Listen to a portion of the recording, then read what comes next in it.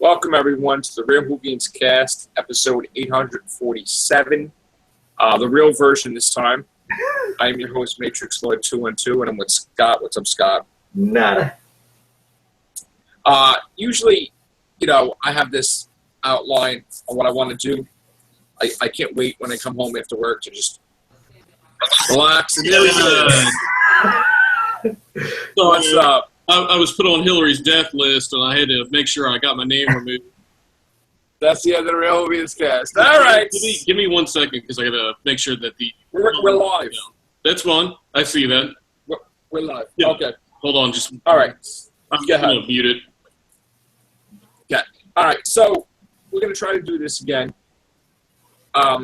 We got word that the Christmas special for 2016, written by Stephen Moffat, has to do with Nardole being a companion, and has to do with a superhero. Now, supposedly, from what Connor said, the person that believes he's a superhero is mentally ill or something like that, and I guess the person gets in trouble and Doctor has to save them or save him with Nardole. And I heard that Mark Gatiss cried because he said the script was amazing and whatever.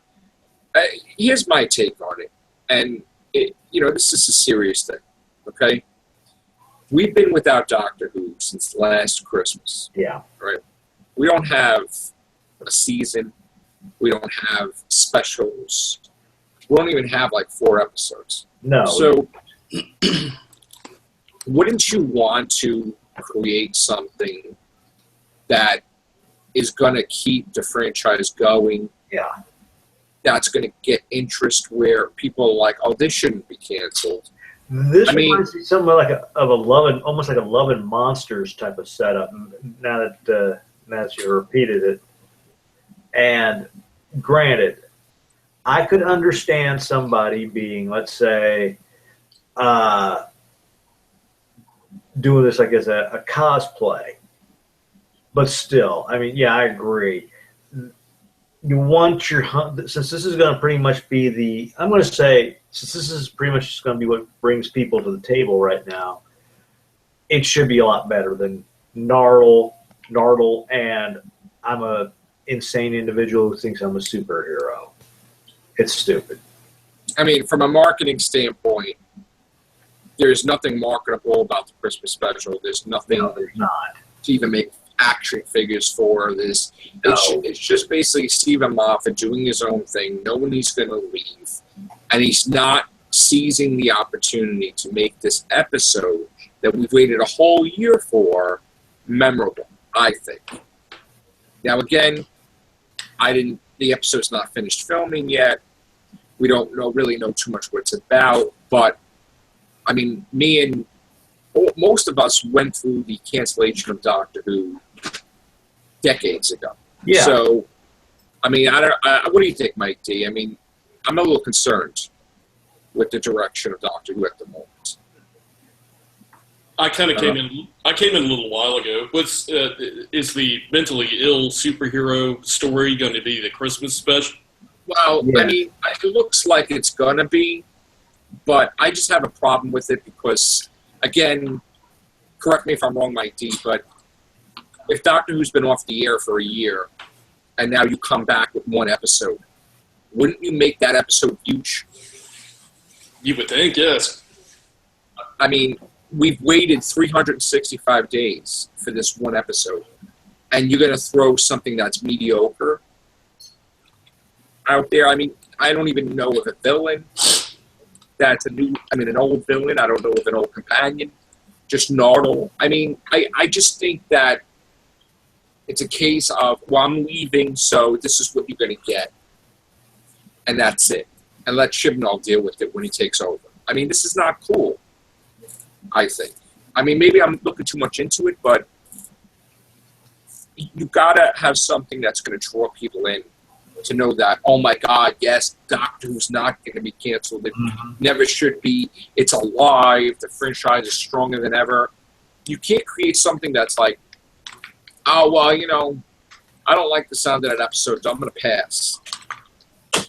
you don't want people to pass on anything to do with Doctor Who. And when they start being like that, then we're in trouble, serious trouble, regardless of them doing a Series 10. So, I mean, you can tell me if I'm wrong, Mike T, but I mean, they're not even giving us for Series 10. They're not giving us any type of like hint of anything to do with the episodes. They're closed off the set. We don't know what monsters are in there. We don't know anything about the plot.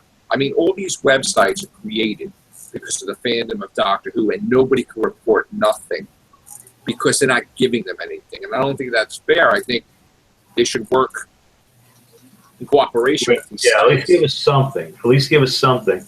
I could understand this being maybe an episode within the series itself, but having this pretty much as your, like I said, your debut or introduction for a lot of people, no. I mean, we joked around because, you know what, it's that chaotic that Doctor Who has come to this, where we're joking around about other things because what the hell could you talk about with Doctor Who? Because it's ridiculous.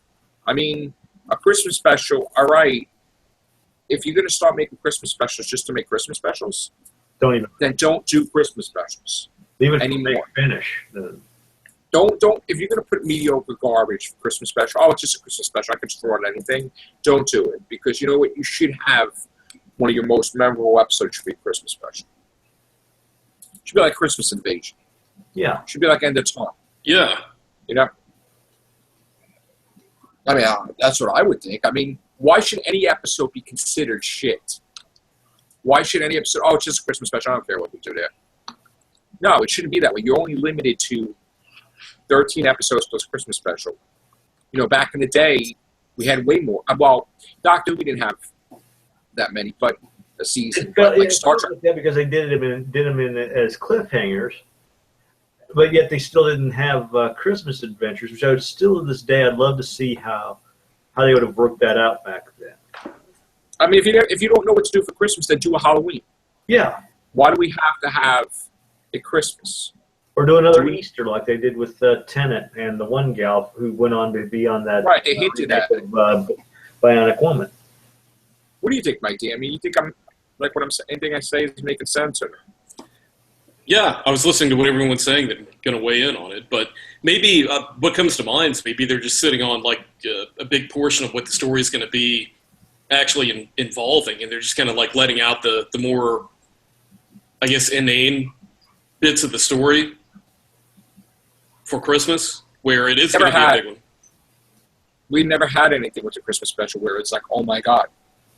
I mean, we're always let down most of the time when it comes to the Christmas special, with the exception of, let's say, you know, Time of the Doctor. I like that. Or End of Time. But most of the time, we're getting Santa. We're getting Tree People.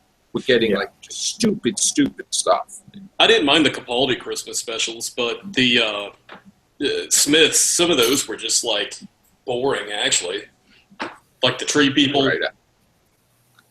Yeah, the Doctor, the widow, the one, whatever it was. Yeah, that to me sucked. And the one with Scrooge, the whole Scrooge story for Christmas Carol, that was kind of shitty to me, too. And you know me, I really didn't like Last Christmas at all. I hated it. So, and me and Sharon tried many times to watch Last Christmas. It was awful. Yeah. Christmas Invasion was good. And, of course, and like you said, End of Time. And I actually liked the Capaldi one with the facehuggers. I mean, didn't love it, but liked it. I mean, it was better than the shit, like the Matt Smith, the aforementioned episodes that he was doing. I'm trying to think what else. I mean, Voyage of the Damned I liked. Yeah. You know. Runaway Bride, that was cool. I mean, Next Doctor, you know, but I always thought we were going to do a spin-off of the Next Doctor. That's one of the reasons I thought. But now, if anybody they should do a spin-off of, it should be him, and not Class. But you know what I think it is? I think they're afraid to do a big Doctor Who Christmas special this year because they don't want to take away from class. This is what I think. Because they want to have class have a huge thing, and then Doctor Who after it. But still, it wouldn't interfere with each other, I don't think. No. So, Well, if anything, tie them together to make it more substantive as far as like the power of like whatever story arc that they would create or could create from having a merging of like those two things. But class is going to be on before the Christmas episode, right?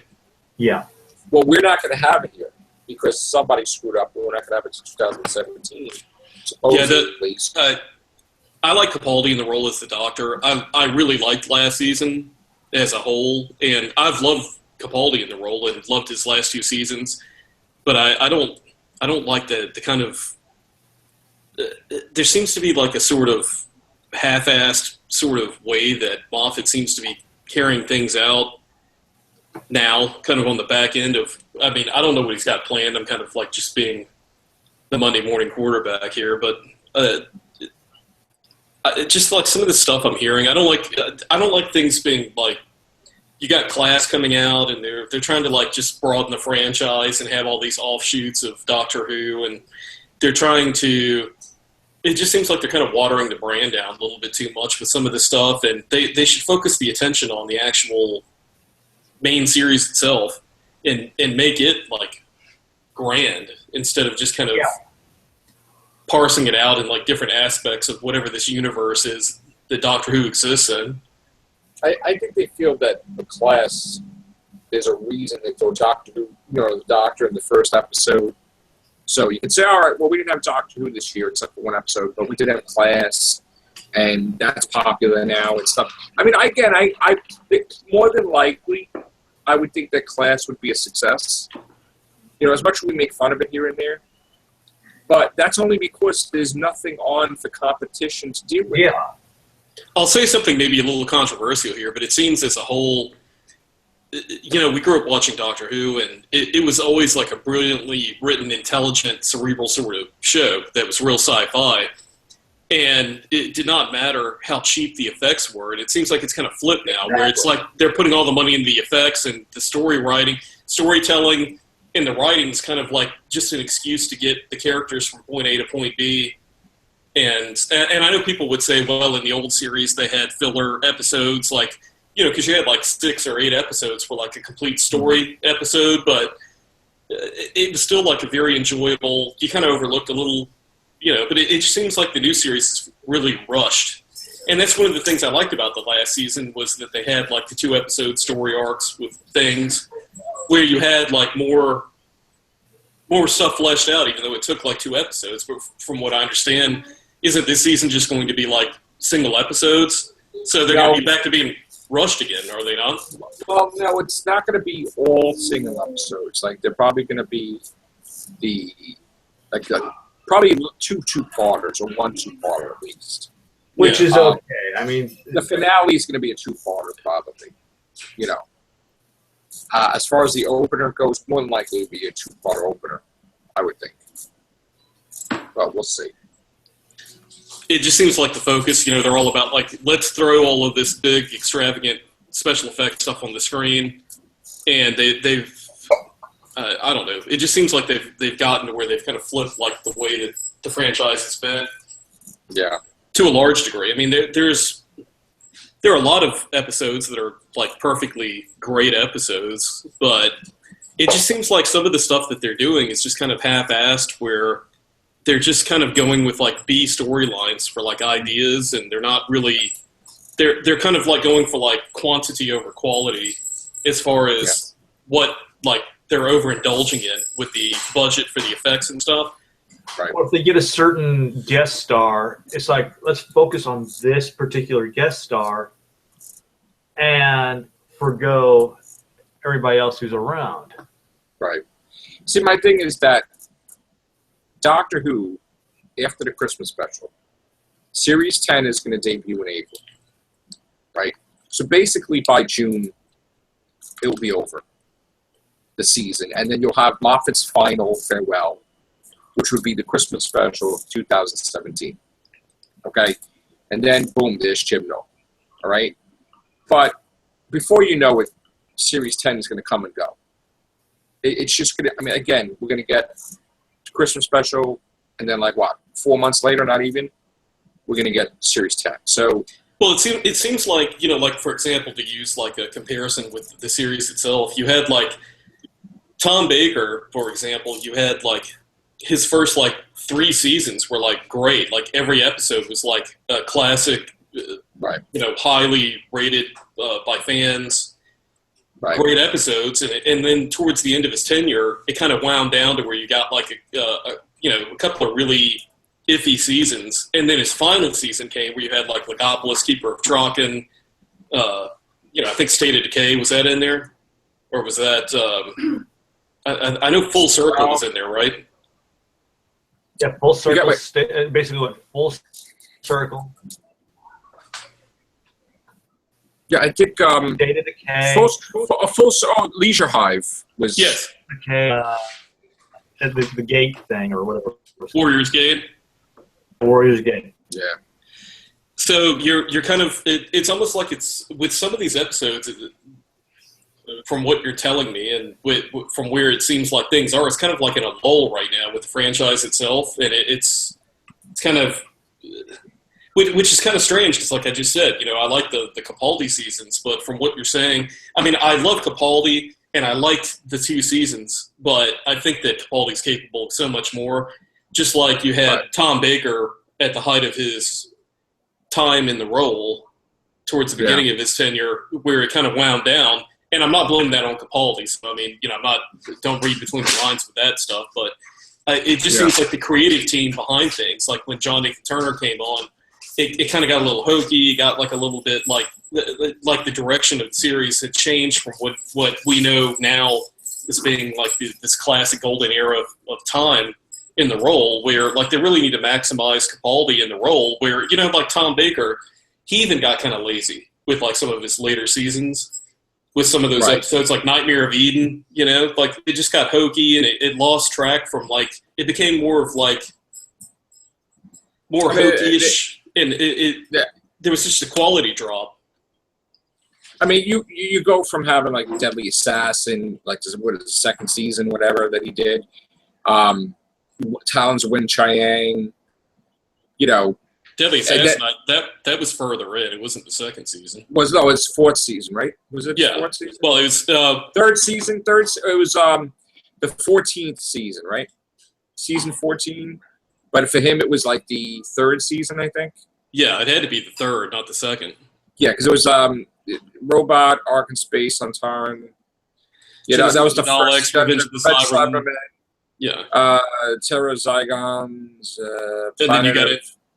Yeah, Pyramids of Mars. Pyramid of Mars. Pyramids of Mars. Seeds of Doom. Yeah. And Train of Morbius. How can you forget about that? Yeah, Hand of Fear. And then after Hand of Fear, of course, like Deadly Assassins. But again, like I don't know if it was John Nathan Turner or what the frig was happening there, but I never liked, and you're probably going to go crazy, but the Leisure Hive, I hated that episode. I don't know. Did you like that or no?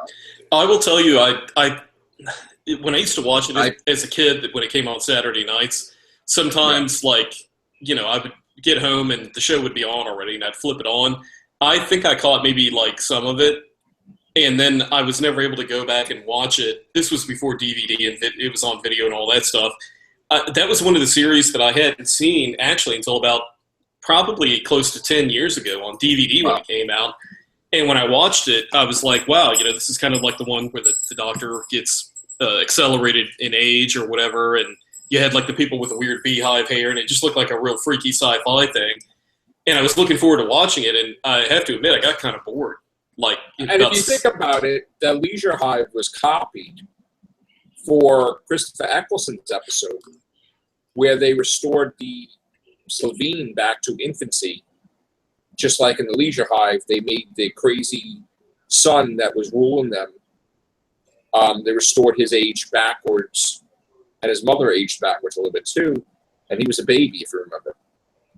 I don't even know if I got through the whole episode, honestly. Wow. I just that episode they rapidly aged the doctor, and he was like an old man. Romano was trying to help him, and it was just I just did not like it at all, like at all. I just hated it, and that was very rare for me not to like it. And it wasn't him; it was just the script was like shit, I mean, you get City of Death, which is like one of my favorites, with the Jaggeroth, Yeah. And the famous actor that was in the Star Wars one too, Count Julian Scaglione, Glover.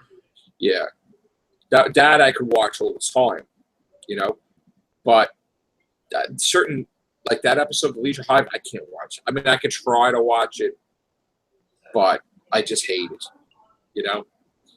it's just like I can watch Love of Monsters either. I mean, that's just garbage. I haven't been able to complete watching like Nightmare of Eden and maybe like Horns of Diamond, something like that. I remember with the Nymon, it was like they had the thing was like a dodecahedron. They like me and my sister always would crack up with the Horns of Nymon. It was great. Made fun of that all the time. That was the one wasn't that with his friend? That was a mechanic, Drax or something. That sounds about right. Like I said, I didn't really see too much of it, and I was like, whatever. It just seemed and they like called him Theta Sigma, and I'm like, what the F? Yeah, something like that.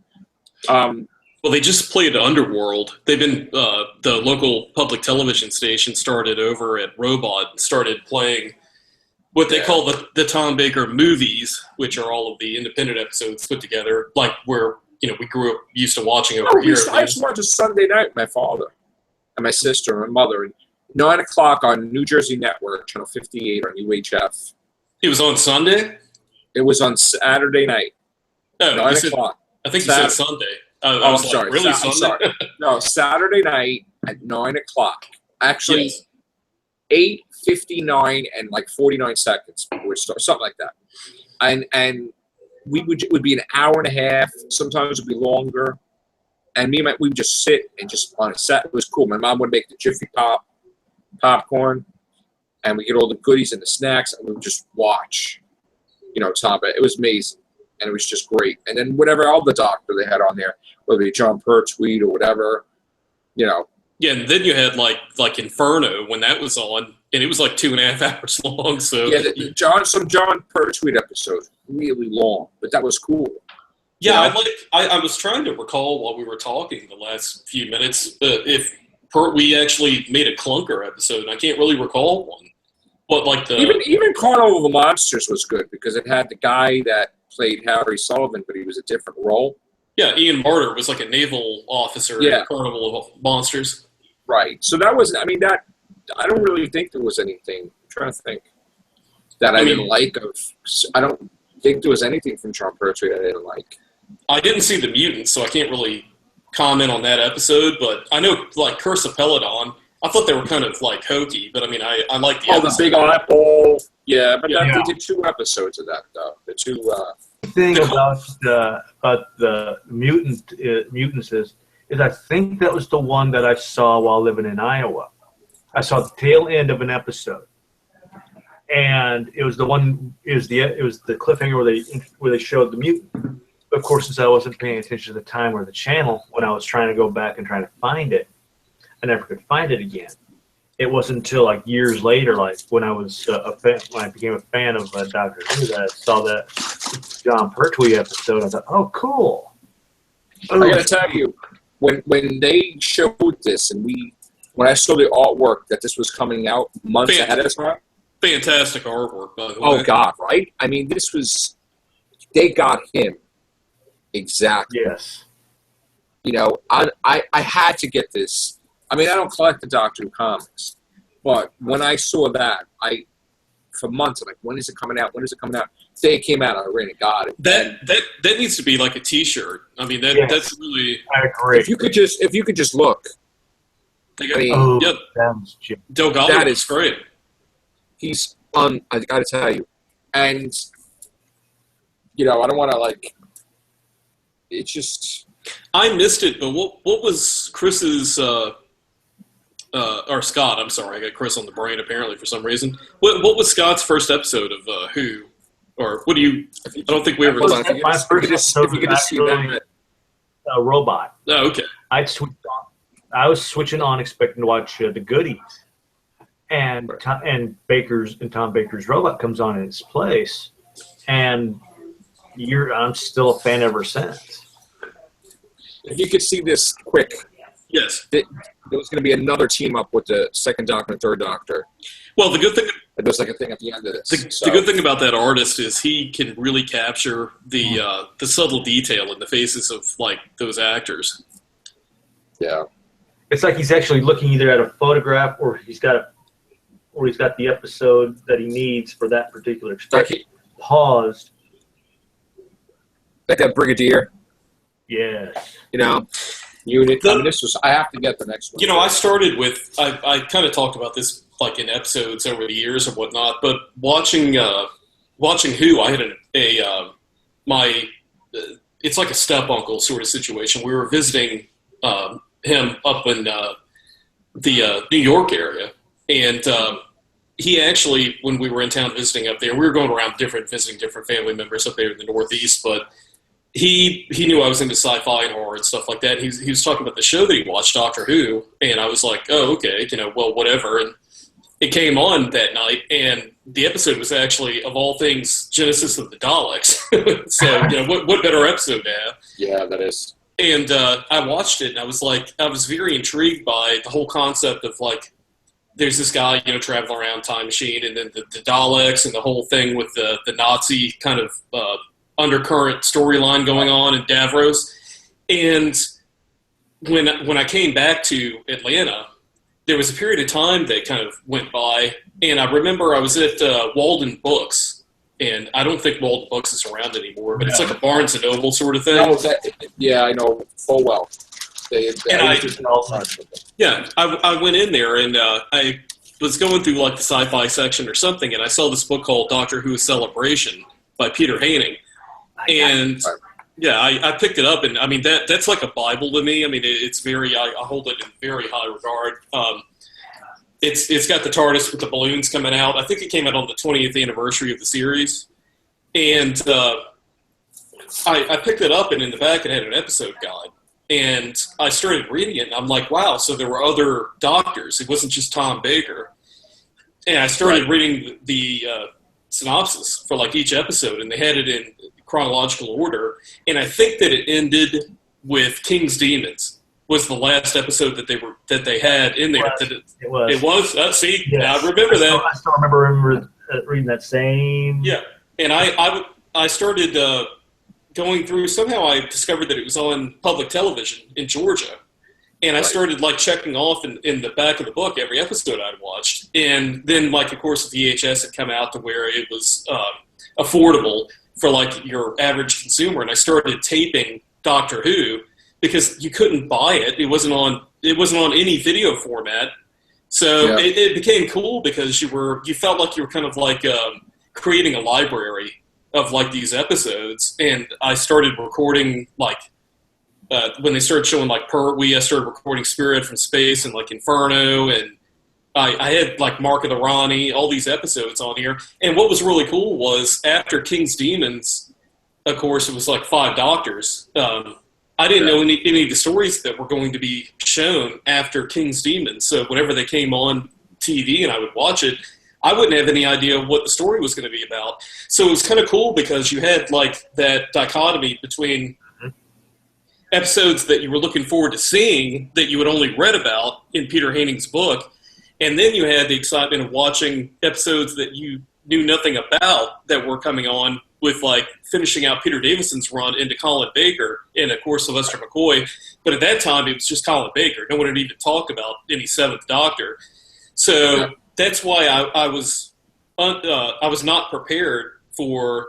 I was watching Doctor Who one night, and there was this episode that had this title that was just really not really. It was just unassuming. It was called Caves of Androzoni, and I was like, Androzoni, yeah. And I watched it, and I was like, okay, well, whatever. I don't know, have any idea what this is about. And getting towards the end of it, of course, we all know what happened with the Fifth Doctor and the whole thing. Yeah. And I was like, holy shit, are we going to see a regeneration here? And that's one of the things that, like, today's internet-minded people, with things, having access to the internet, being able to read about everything, not only that's out there, but what's coming out. I didn't have that access, so it was so exciting to actually witness a regeneration story without having any idea that at the beginning of that story, that's what was leading into at the end of the episode. Correct. Yeah. And I remember running outside. My older brother actually was in a hot tub with some of his buddies out in the back at the time, and it was snowing. And I remember I ran out there, and I was like, holy shit. I'm like, the Doctor just regenerated. And he's like, what? And I was like, yeah, come on in here. And I happened to be recording that episode at the time. And I must have watched it like 3 or 4 times in a row after that, because it was just so damn cool watching that. And the only thing that I had any idea about was that they had cast a new Doctor, but I didn't know when exactly that was going to take place chronologically over here on this side of the pond when I was watching it, because, like I said, you couldn't just like go somewhere and pull it up on the internet and go, okay, well, this is the episode. I'm going to sit down and I'm going to know this is going to happen. Right. I remember when I was watching Tom Baker when I started Pyramids of Mars, and when I had no idea what the hell regeneration was. And when I saw, Logopolis, and he regenerated for the first time, I remember I was like, I didn't know what the hell was happening. I was confused as hell. And then I remember being really pissed off because I was so attached.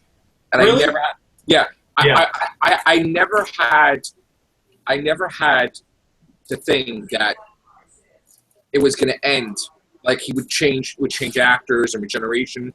So once that happened, I remember that we didn't get to see Castrovalva right away. Like, in other words, I guess when it happened, then they went backwards, like the channel, until they filmed, I guess, whatever he was filming. Yep. So I was like, what the hell is this? What happened? And then I remember they showed another Doctor, and I was very confused. And then I'm like, you know what? Let me really try to figure out what's happening. Because again, we didn't have the means to go on the internet. We didn't have, you would have a Starlog or you would have a whatever. And Doctor Who in America was, nobody knew what. Back then with me, it's like, what? I got beat up plenty of times because I'm like, damn. I had my treat. It was my TARDIS. You took your lumps over Doctor Who? I got my ass kicked, really, because, people didn't know what the fuck I was talking about. They thought I was strange and weird, and I got beat up a couple of times because people just didn't, there was no action figures.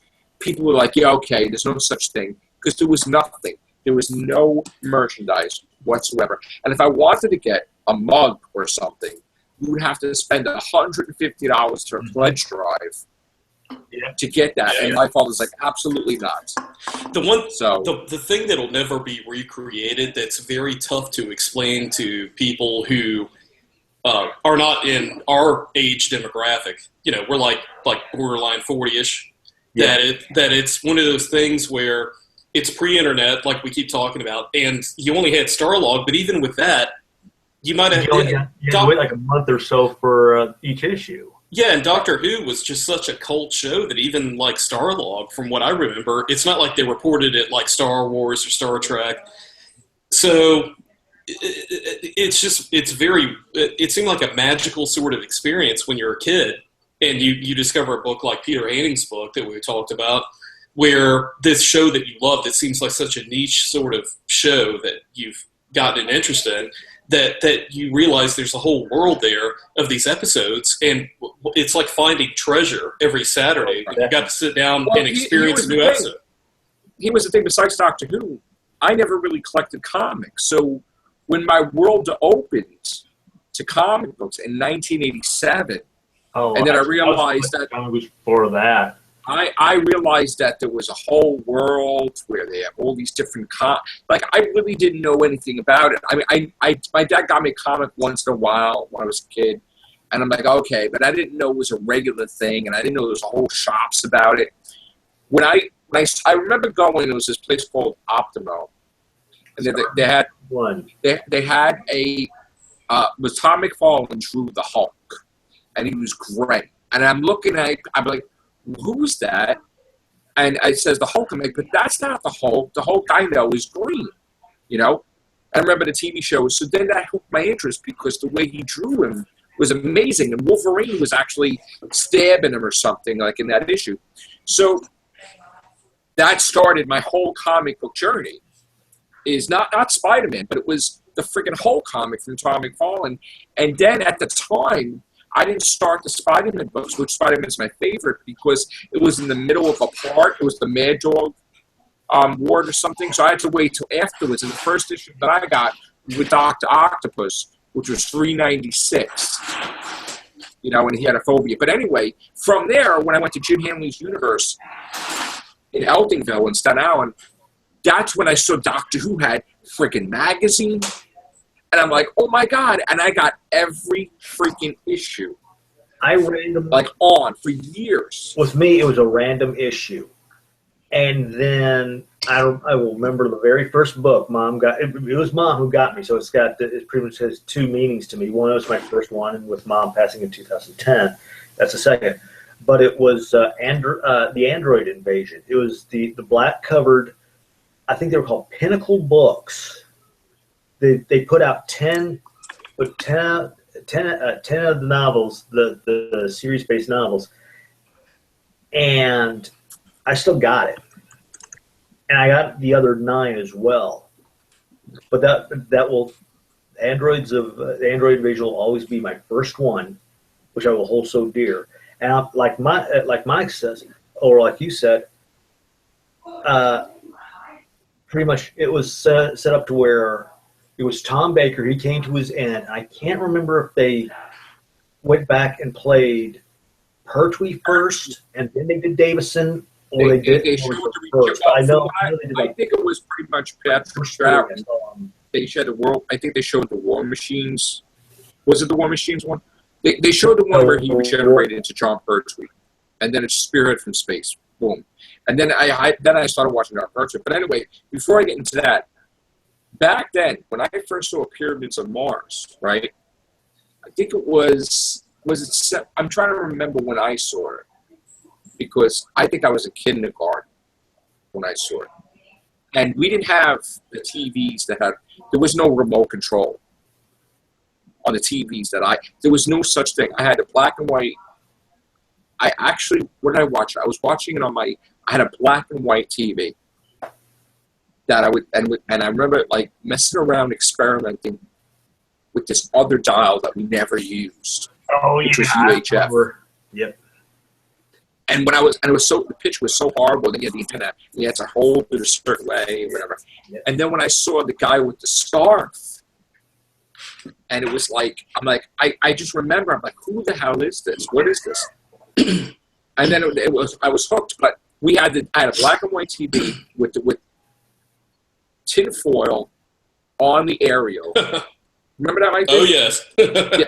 You would put the tin foil on there, and you kept trying to turn it. And I was trying to see because the picture was not clear at all. So Doctor was always hazy. It's probably that's probably, by the way, I don't know if you thought about that, but it's kind of like when people used to watch like the Patrick Troughton series when it was first on overseas. You know, when they would play those, they were always kind of like a little grainy and dark, and you couldn't quite tell. Yeah. So it added to the atmosphere of watching those episodes. And I remember when we got color, that was a big thing. Because then I got to see the episodes, like it was a whole new world, like, you know, Tom Baker's episodes, that I got to see. But getting off the subject for just a moment, I still remember being downstairs at our Oxford Drive house, and there was an episode of Wild Wild West, and it was in black and white. Well, I thought there was something wrong with the TV. So I'm trying to adjust the color and all, and finally Dad told me to leave it alone. I found out years later they made season 1 was black and white. Wild Wild West as well. So yeah, season 1 was all black and white of that. Yeah, I remember when Sylvester McCoy came into the picture.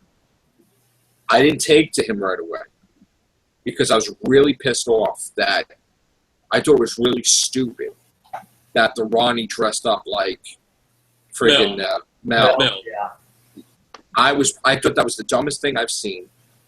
And then Paradise Towers, I freaking hated that. Hated that shit. Dragonfire, finally we got, I guess, Ace. Yeah. But once that shit was over, you got fucking Battlefield. Yep. You got Curse of Fenric, one of my favorites. You know, then Remembrance of the Daleks. All that stuff was like, oh, this is great. And then I just survived. He became my favorite, especially Curse of Fenric, most of all, because it was like he was the master chess player. Was he evil before? We didn't know. All these bad guys knew his name, but nobody else knew his name. It was like, oh my God. But when Survival came, I hated. I mean, when I say hated, not only did I hate it, but then when I found out that was it, I was really pissed off. Because I didn't think it was that bad. I hated it. I still got hate the book. It was I still have it with me too. It's in there somewhere. That's why I was trying to keep diving away. I keep trying to find certain little books. But there was like it was a Sixth Doctor and Perry book, and I thought, oh, cool, an episode book. No, it was like one of these. They created like one of these role playing books where you roll a dice, you go to this page, you read it, and they tell you roll the dice again. You roll it and you go to this page. It was something like that. You pretty much like one of these create your own adventures while reading it. And I thought, this is kind of dumb. But then when I go back, and then Dad had gotten me this book, Who Killed JFK? And it was, I'll have to say it's decent, but it's done as a first-person look on things. And I read it once and I put it away somewhere. But it sounded like a great concept, but it was set up as first person. I remember when Choose Your Own. They're called Choose Your Own Adventure books, right? Like that series. And speaking of books, pardon me. Speaking of books, that Peter Haining book that we talked about, The Celebration, he did a follow-up book called, is it D Key to Time or A Key to Time? Yeah, A Key to Time. And see, at the time that came out, and I found it, you were into the Colin Baker years, but it was only up to a certain point also with that. So, you know, any chance you had to kind of get like some sort of spoiler in some way, in some fashion somewhere, you would kind of like be out there hunting for it. And that was always what was cool with Doctor Who, with the old series, was it always seemed like some sort of adventurous hunt for like, you know, just how many episodes are out there? How many doctors do you have? What all do we have going on here? And I remember seeing like, when I saw John Pertwee, I always thought that he kind of like, from the way they depicted him in these books and stuff, he looked kind of like Tom Baker because of the fluffy hair, I'm sure.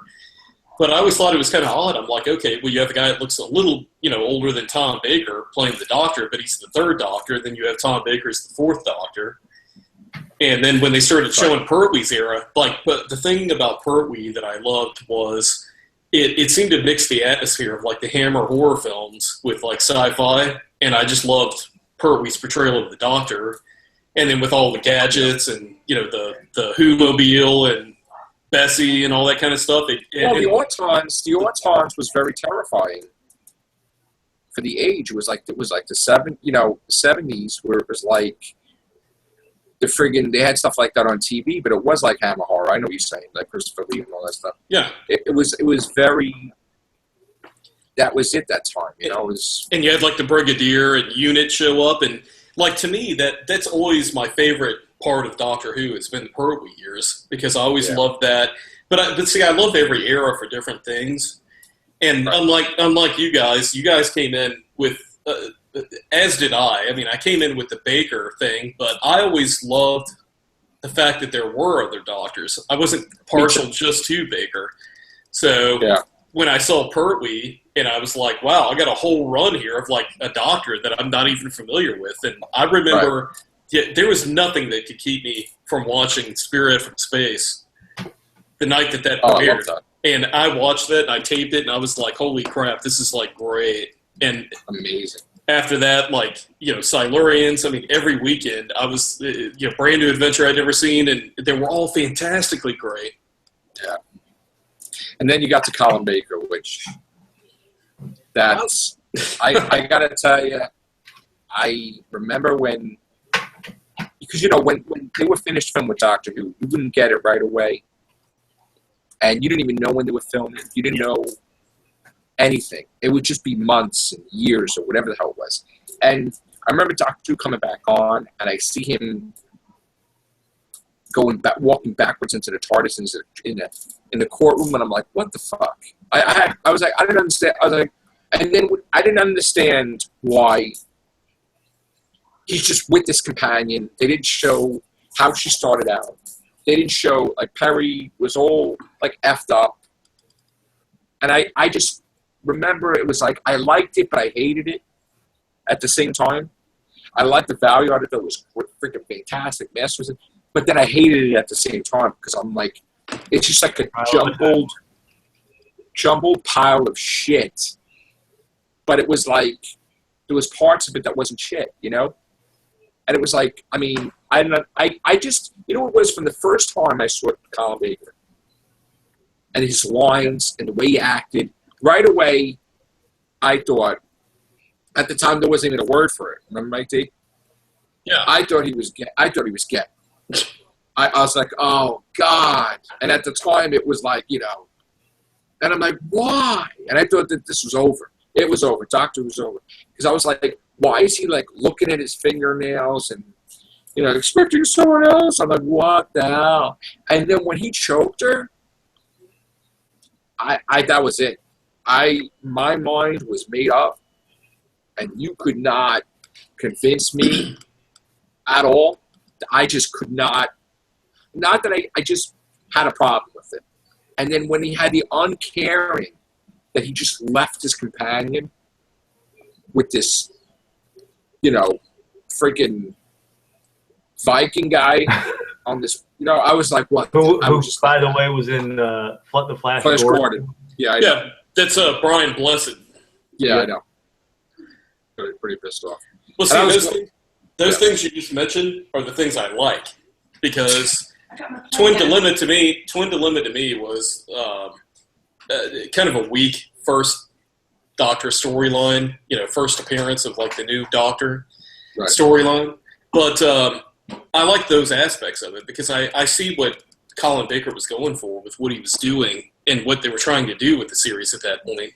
And I liked a little bit of a darker tone to start out because they were going to segue into what he became, which was, that Doctor was a bit, but I mean, he was still the hero, but he was a little bit of a little bit arrogant, touch of arrogance and not quite.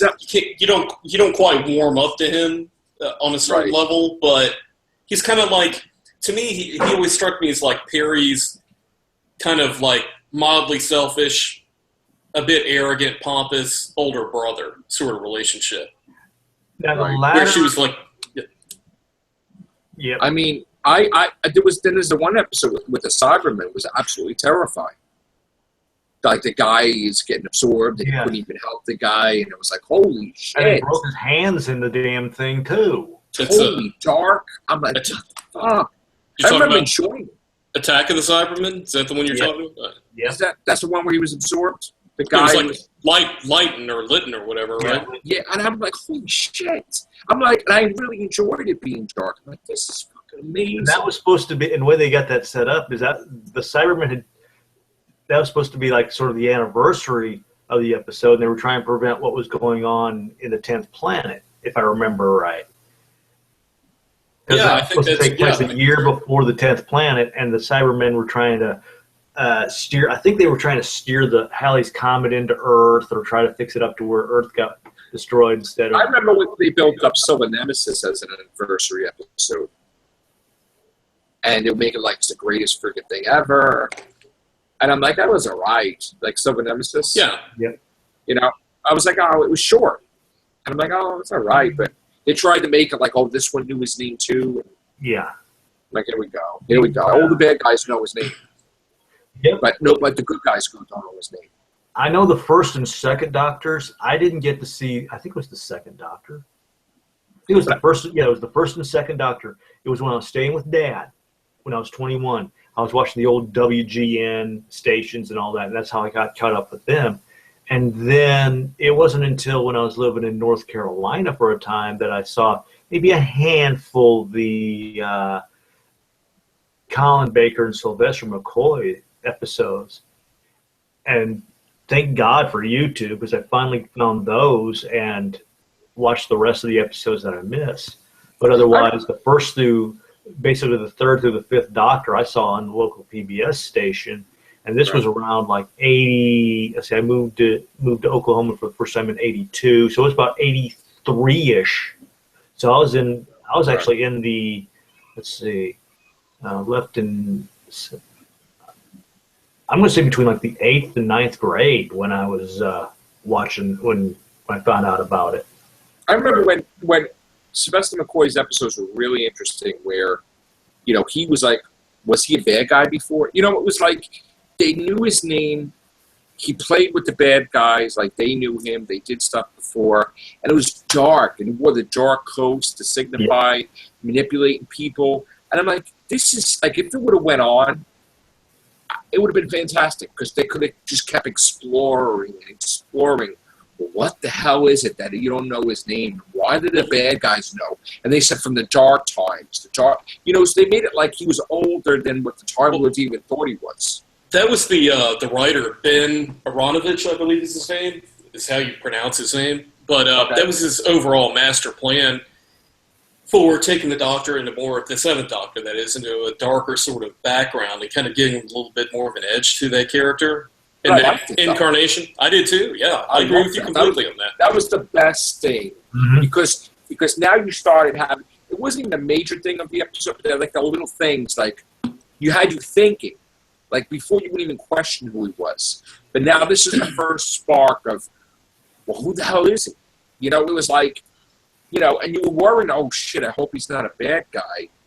Like he did things before when he was younger as the first Doctor. He did all this evil stuff that made him turn over, you know, like what the hell was going on? Turn a leaf. Yeah. Well, if you think back, that actually is like the first sort of semblance that had consistency to it, where the Doctor actually was somebody that you go, okay, this person is actually dangerous, or can be. Like that we saw with Tennant later on, where he's like, you know, you don't want to cross me with things because I can get very bad, you know? It wasn't like this. Look what he did with the Hand of Omega. He tricked Davros into blowing up his own stuff. And I'm like, holy shit. Because I remember saying it, I'm like, and I even now I'm like, this Doctor wiped everybody out. And I mean, he eliminated the Cybermen. It was because of him the Cybermen were extinct. It was because of him the Daleks were like just about extinct. He just basically cleaned house, and he tricked everybody, you know? And then you have the Eighth Doctor, and I'm like, oh, like there's nothing. You know, it's like Art the Master, but that's why I keep talking on Big Finish, say stuff on Big Finish. It's like what I would love to see them do for subscribers, of course, is set it up to where once a month Big Finish would do like a cartoon for their adventures, like a DVD cartoon combo. And that way we have more stuff with the Eighth Doctor. And subscribers, of course, would get the regular audio drama at the same time getting the cartoonized, like they did with Dreamland and that one. Well, animated stories. Yeah, the animated. Yeah, let's see them do an animated thing, like they did with Dreamland and with the 10th Doctor and Martha. Little deal. Right. See, the thing is, I remember the interviews with Russell T Davies and Moffat, right? And they went over every Doctor. When they got up to Paul McGann, we're going to start talking about them now. We're going to talk about it. And I remember that they're talking about Paul McGann, and Russell T Davies is like, "Oh, he's a Doctor that kissed, whatever," right? And I remember saying to myself, because I always had this thing, even though we only had one episode of Paul McGann, it was always that he was the one that was the Doctor in the Time War, and everybody's like, "Oh, he got the greatest thing because he got to end the Time War. He got to whatever." So he had this monumental history that we never seen. And I remember seeing Moffat's face when that knowledge that, you know, it was Paul McGann's Doctor. And it was like, we didn't pick him. We didn't pick him. And it was like, whatever, right? And I'm like, this son of a bitch. Like, years later, you know, even his friends hated what he did because he took that away from the Eighth Doctor. He took that freaking thing that made him like this, the Eighth Doctor, this high, and he just took it out of there.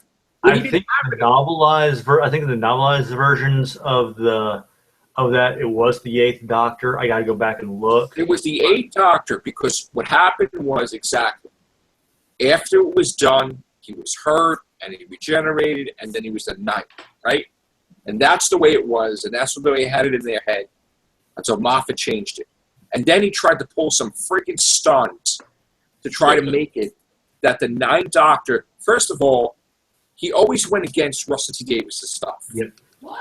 And they were always at sorry. And they were at odds because Russell T. Davis said David Tennant was married to the Queen.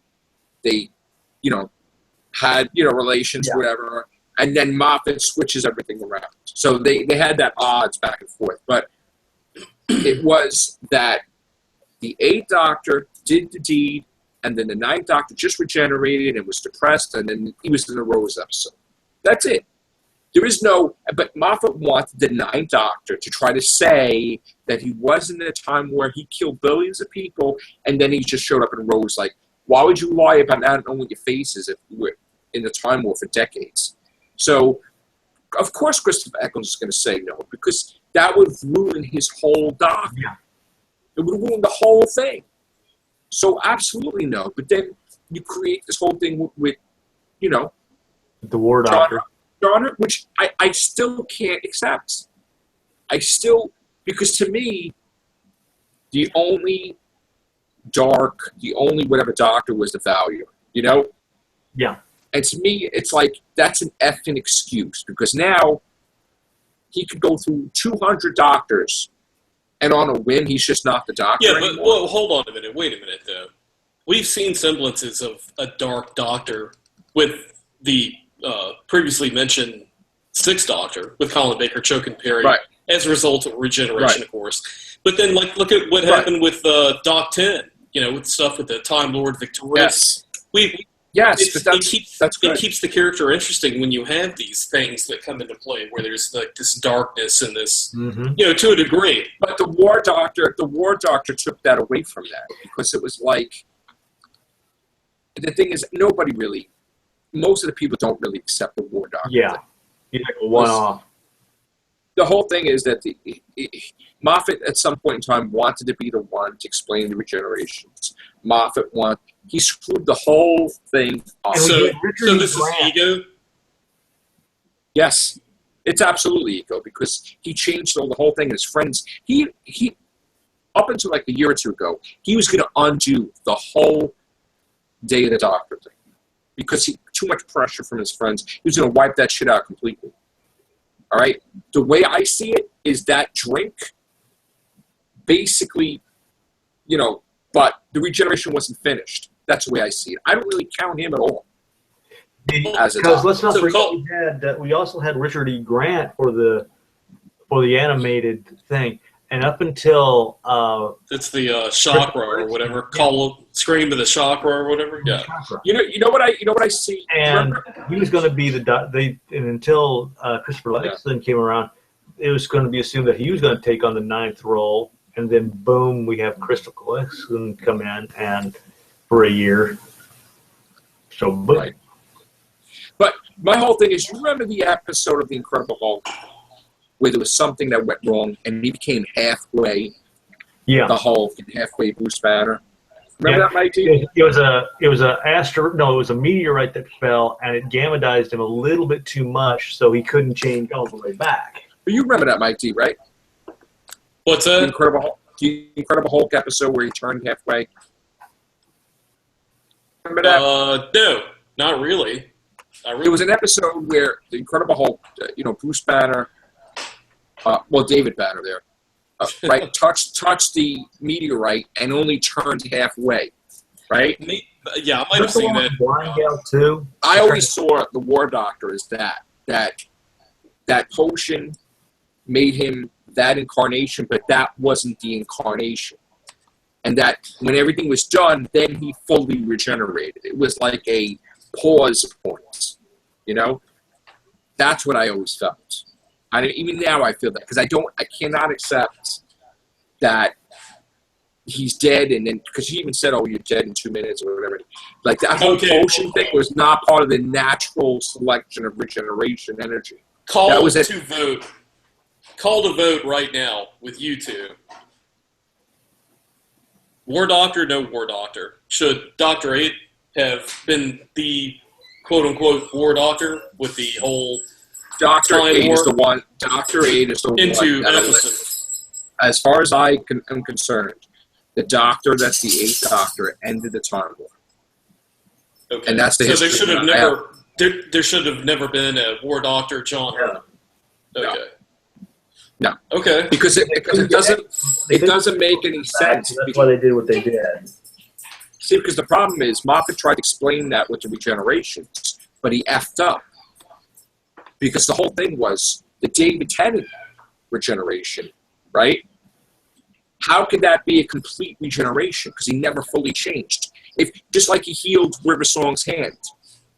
That's not a complete regeneration. Just like he healed the Daleks. That's not a complete regeneration. So when he became the Metacrisis Doctor, how could you count that as a regeneration when it's not complete? The whole thing about regeneration is you have to completely change your base. Otherwise, it's not complete.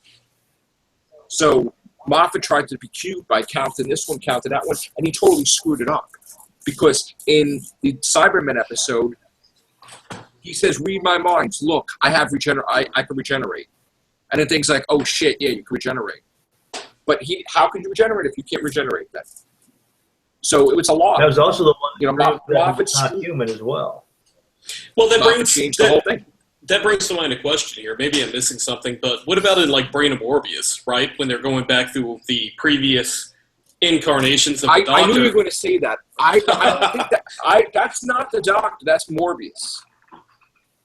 That's the incarnations of Morbius. Even when they showed the side of the Doctor. But you know what, too, though? Looking at it from our perspective now, that could be future incarnations of the Doctor, not past. How far do you go? That's what Morbius was saying. How long have you lived, basically? But that's the thing, when you deal with time travel, it could be future incarnations. Yeah, that's true. That's actually a good point, because like our future could be the past for whatever those people were dealing with. So yeah, that's so true. He's like, "Oh, this guy's crazy. I never was before my first Doctor." But meanwhile, that could be the future. Just like Merlin, he's supposed to be Merlin in the future. Well, then the Doctor should have known that he's not going to die because he's got future incarnations that are going to go back in the past. But not necessarily, because the moment you have people traveling along this time stream, like Madame Bavarian, another timeline gets created, right? One of those things.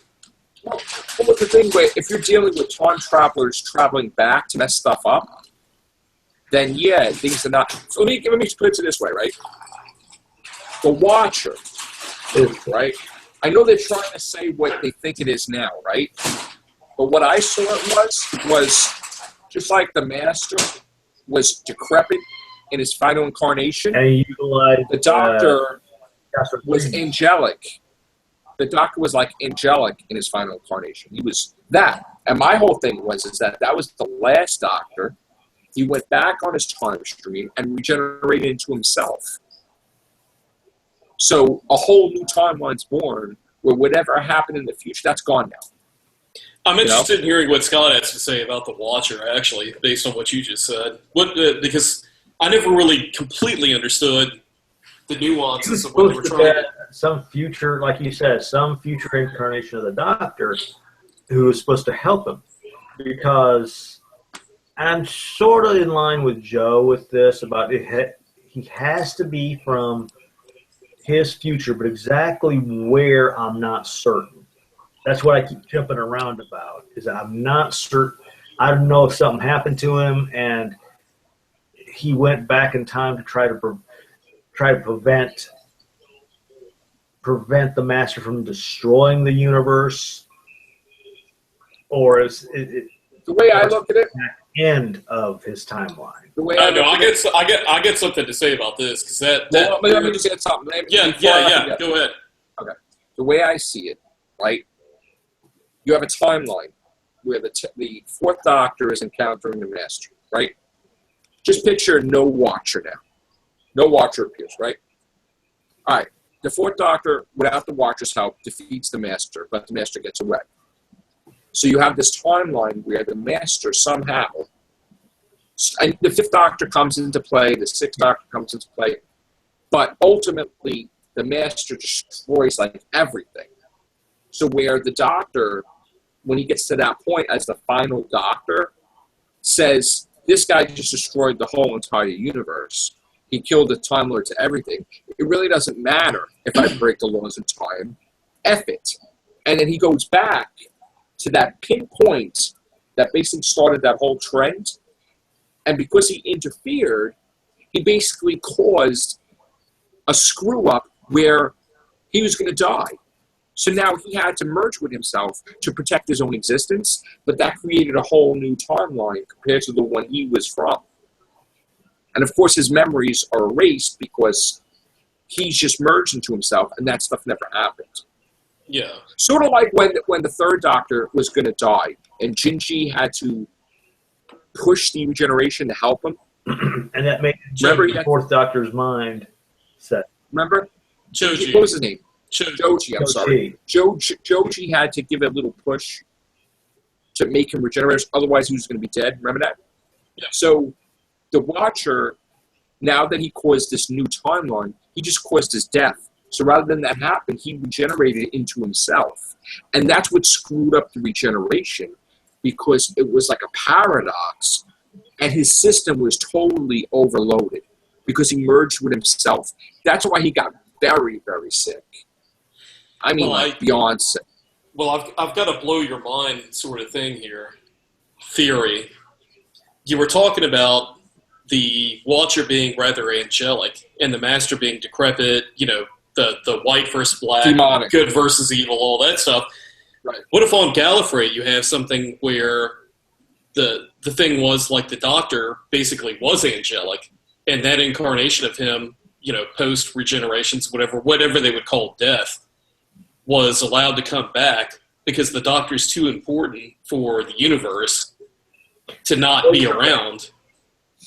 And the Watchers was basically a version of what, almost a religious sort of thing, where, basically what the Doctor was at that point, his essence of what he was allowed to go back. Death, they always include their memories and that into the Matrix as it is. So that was made manifest in human form to where the Time Lords or whatever hierarchy as far as the religious sect of whatever religion they practice or whatever their afterlife beliefs are or whatever, sent the version of the Doctor's essence back, and that is what the Watcher is, back to do what he did between Doctor 4 to 5, because obviously everything that's happened after that, the Doctor's affected so much change for the good over so many subsequent stories as we've witnessed it, to where the Master, I'm sure they have a understanding of what they call good and evil on Gallifrey. So they would be like any other society. So the Doctor, the Watcher could be more of a religious sort of iconic figure that has gone back and been almost like a messianic sort of figure in a way, to resurrect Doctor 4 from the dead in a messianic sort of way into being Doctor number 5, to continue the good in the universe, to basically continue doing things that, because the Doctor's, if I'm not mistaken, he's the only renegade Time Lord, right? Other than the Master from Gallifrey, correct? Well, what if it came from the schism? That was the wait. Well, I mean, but those are bad guys, right? Okay. So, so the Doctor is a messianic sort of figure, a Christ-like figure, because he's a symbol for good, right? So. But the way I see it, though, they weren't. I don't think they were even around in that point in the future. I think that everything was basically almost dust And he just said, screw it, and went back himself to do it. Because I don't see it that way. I don't see that they were around at all, the Time Lords, to do that. I think he just did it himself. You know? The one thing that's interesting is that the Valyard thing. The amalgamation of the Valyard thing was like the God complex.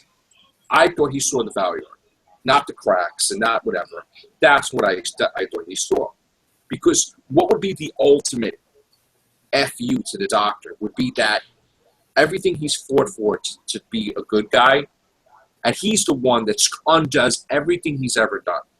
As an evil incarnation, just screws everything up. How about this? What about what if it was his evil side that actually caused the Time War to happen in the first place? No, the thing that caused the Time War to happen was Genesis of the Daleks. When they went to the Fourth Doctor and they said, look, we're going to be in this war. I know, but with the Daleks. What if it was the Valyers who went to the Daleks and says, okay, here, I will help you invade Gallifrey so you can become the emperors of the universe like you were meant to be. No, because you want to know why? But because one of my past incarnations, or basically because a Time Lord doesn't say that he is the Doctor. Right.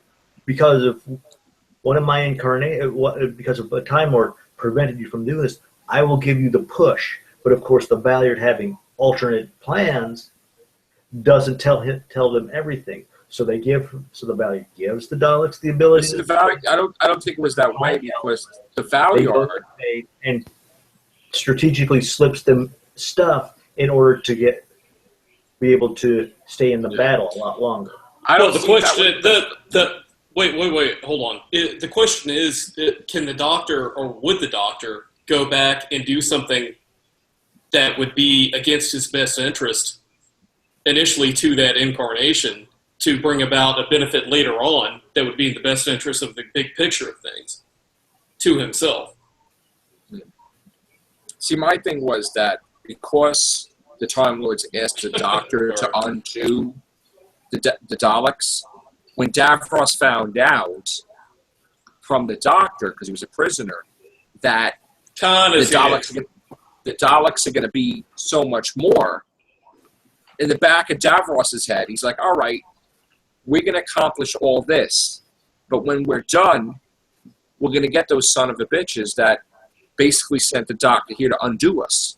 And that was always in the back of Davros's mind. It's like, we're going to conquer, we're going to do this, but then when we're at this point, we're going to go to war with the Time Lords. And evidence of that is, they have anger for the Doctor because they blew up Skaro, with the end of Omega.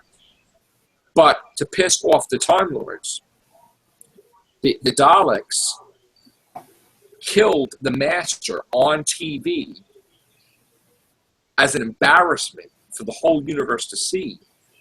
And because they have egos, and they saw that they disintegrated the Master, that's why they revived the Master. Because like, we hate the Master, but these son of a bitches can't do it. Behind that was an early plan for them to invade Gallifrey, but they had slipped the Doctor and augmented Khaled with just enough Master DNA in case he checked. So when the augmented Khaled, so the whole notion is that Khaled was supposed to take over the Doctor, and what would be the perfect Trojan horse but the Doctor himself to come to Gallifrey, take over Gallifrey, their biggest hero. But the shock from the control console brought the Master persona to the forefront. So when he took over, instead of not being able to take over the Doctor, he took over Eric Roberts' character.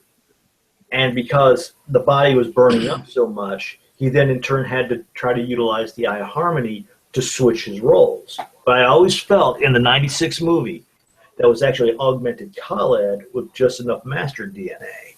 No, that was definitely Master. This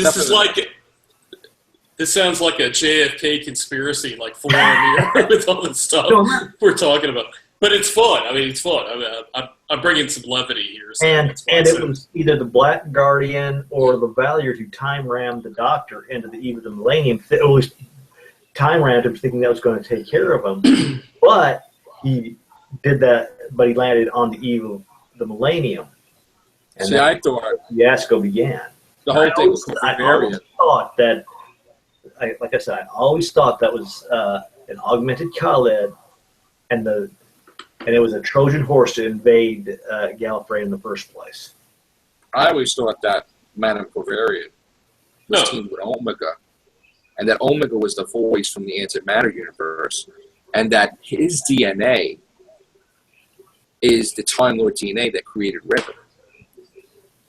So he was trying to create a new body, just like he did with the Arc of Infinity, where he tried to be in a clone body of like the Fifth Doctor or whatever. So he tried to create a body for himself. So who's that was song. Who's the Dream Lord? Dream Lord, the way I see it, is actually the Master. No, I want to know who it is, not the way you see it. Who is Dream Lord? Yes, I want answers. I want answers. Well, the way they explain it, that's like tell me the truth. Tell me the truth. Handle the truth. That's the coming before the Valyard. That's the coming before the Valyard. That's the sign that the Valyard's coming. Okay, and he's got it in there. So there might be a slight delay. And basically, it's telling you, hey, look, no matter how good he is, he's got to become the Valyard. That's what that's saying. I don't know if you heard me. I said no. I did.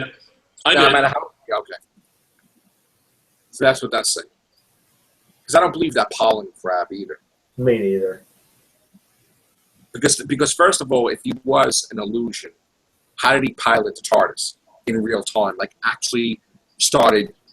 He didn't want the Doctor to lose. That was the whole point. This was the Master that just saved the Doctor and the time, and then he's like, you know what? I want to be friends with him, like I was. So it was like the transition before Missy, where it was like, you know, I want to mess with him, but I really want to help. You know? And that was like the kind of thing. That's the way I saw it. Maybe they should bring Smith back to be the Valyard in appearance. With a beard. Like just kind of rubbing in the Doctor's face. Because like that was supposed to be the end of his regeneration cycle with Smith. Yeah. And that was the Dream Lord episode, so you could have Smith come back, like, you know. Well, the whole thing was that he should have regenerated the Valyard.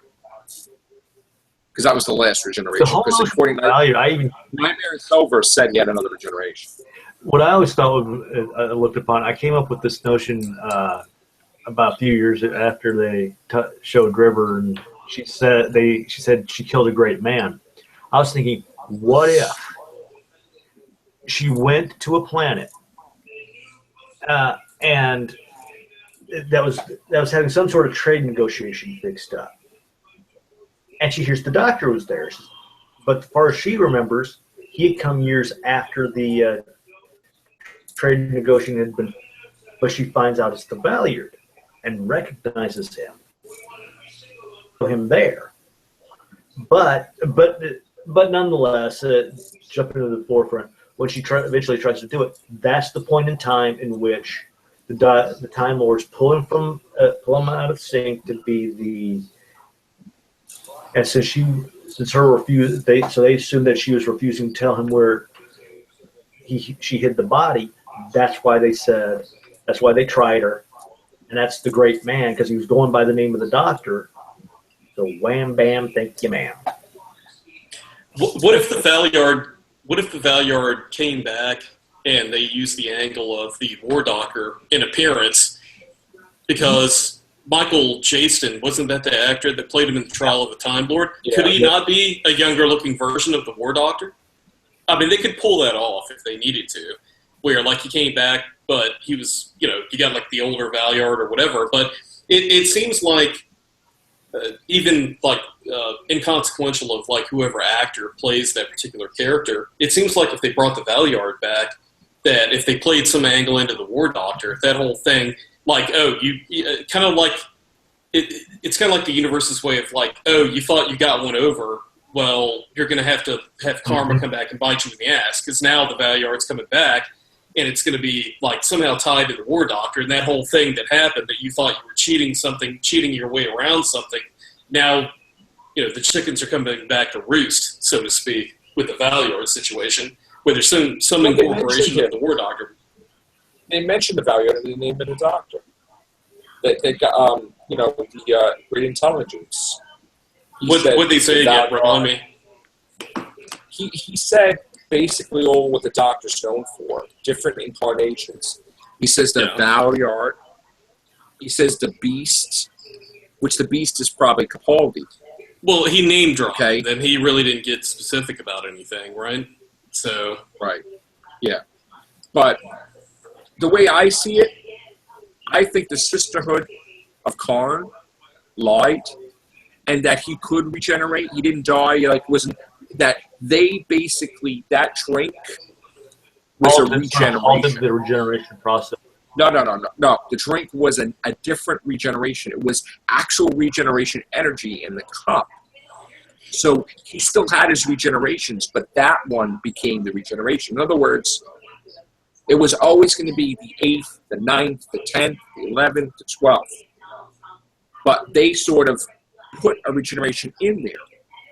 And then you got the War Doctor. But that wasn't part of his cycle. That was an extra regeneration. They got an added bonus there. Well, don't forget too when they call the Doctor the Beast, blah blah blah, this that whatever. That all could be done with one episode, because this series takes place the whole franchise. You could have the Valyard exist in one season, and the havoc that character wreaks, or even in one episode, could go throughout the universe, and all of these vast alien civilization societies, whoever's encountered or heard the name of the Valyard, they would know that that's the Doctor, and attribute that to who the Doctor is based on his Valyard incarnation. So this doesn't necessarily take place over a long period of time where he's called, the Beast here, Merlin here, whatever. I mean, those could all be bad things that happen, kind of like Darth Vader. They probably call Darth Vader in the Star Wars universe by different names throughout the universe. They might not know his name's Darth Vader. They call him the Dark One or whatever, but it's a similar thing. It could happen. The Valyard, but the way I see it is that the bad guys formed the Alliance because they saw the future where the Doctor was the Valyard killing everything. So they tried to put him in the Pandorica to prevent it. And he was so oblivious, thinking that, he can't become evil, that it's something else. And then you get the impression that, the TARDIS blowing up, that was River, and whatever, and that's what destroys the universe. No. Somewhere down the line, he does become the Valyard. He is going to destroy the universe, and that's what the Daleks and the Cybermen and all those saw. So, that's what I felt, anyway. And they're not stopping him because they're interested in good. They're stopping him because they want to be the ones that are going to be the conquerors of the universe or the galaxy. They don't know. They can travel through time, but they have no way to determine what's the future, what's the past. So he could be 50 incarnations ahead, So they're just look, you're the Doctor, you destroyed the universe. They don't know that that's 5 incarnations ahead. So that's why it's not that they're trying to not do something with that Doctor. So they're screw it. We're putting him in the Pandorica, preventing this whole shit. That's the way I saw it. And So should the Doctor have actually gone ahead and crossed the wires in Genesis then? Do you think that was a good move or a bad move? The Doctor is not going to. He's not going to undo. He's not going to, because of the Time Lord said so.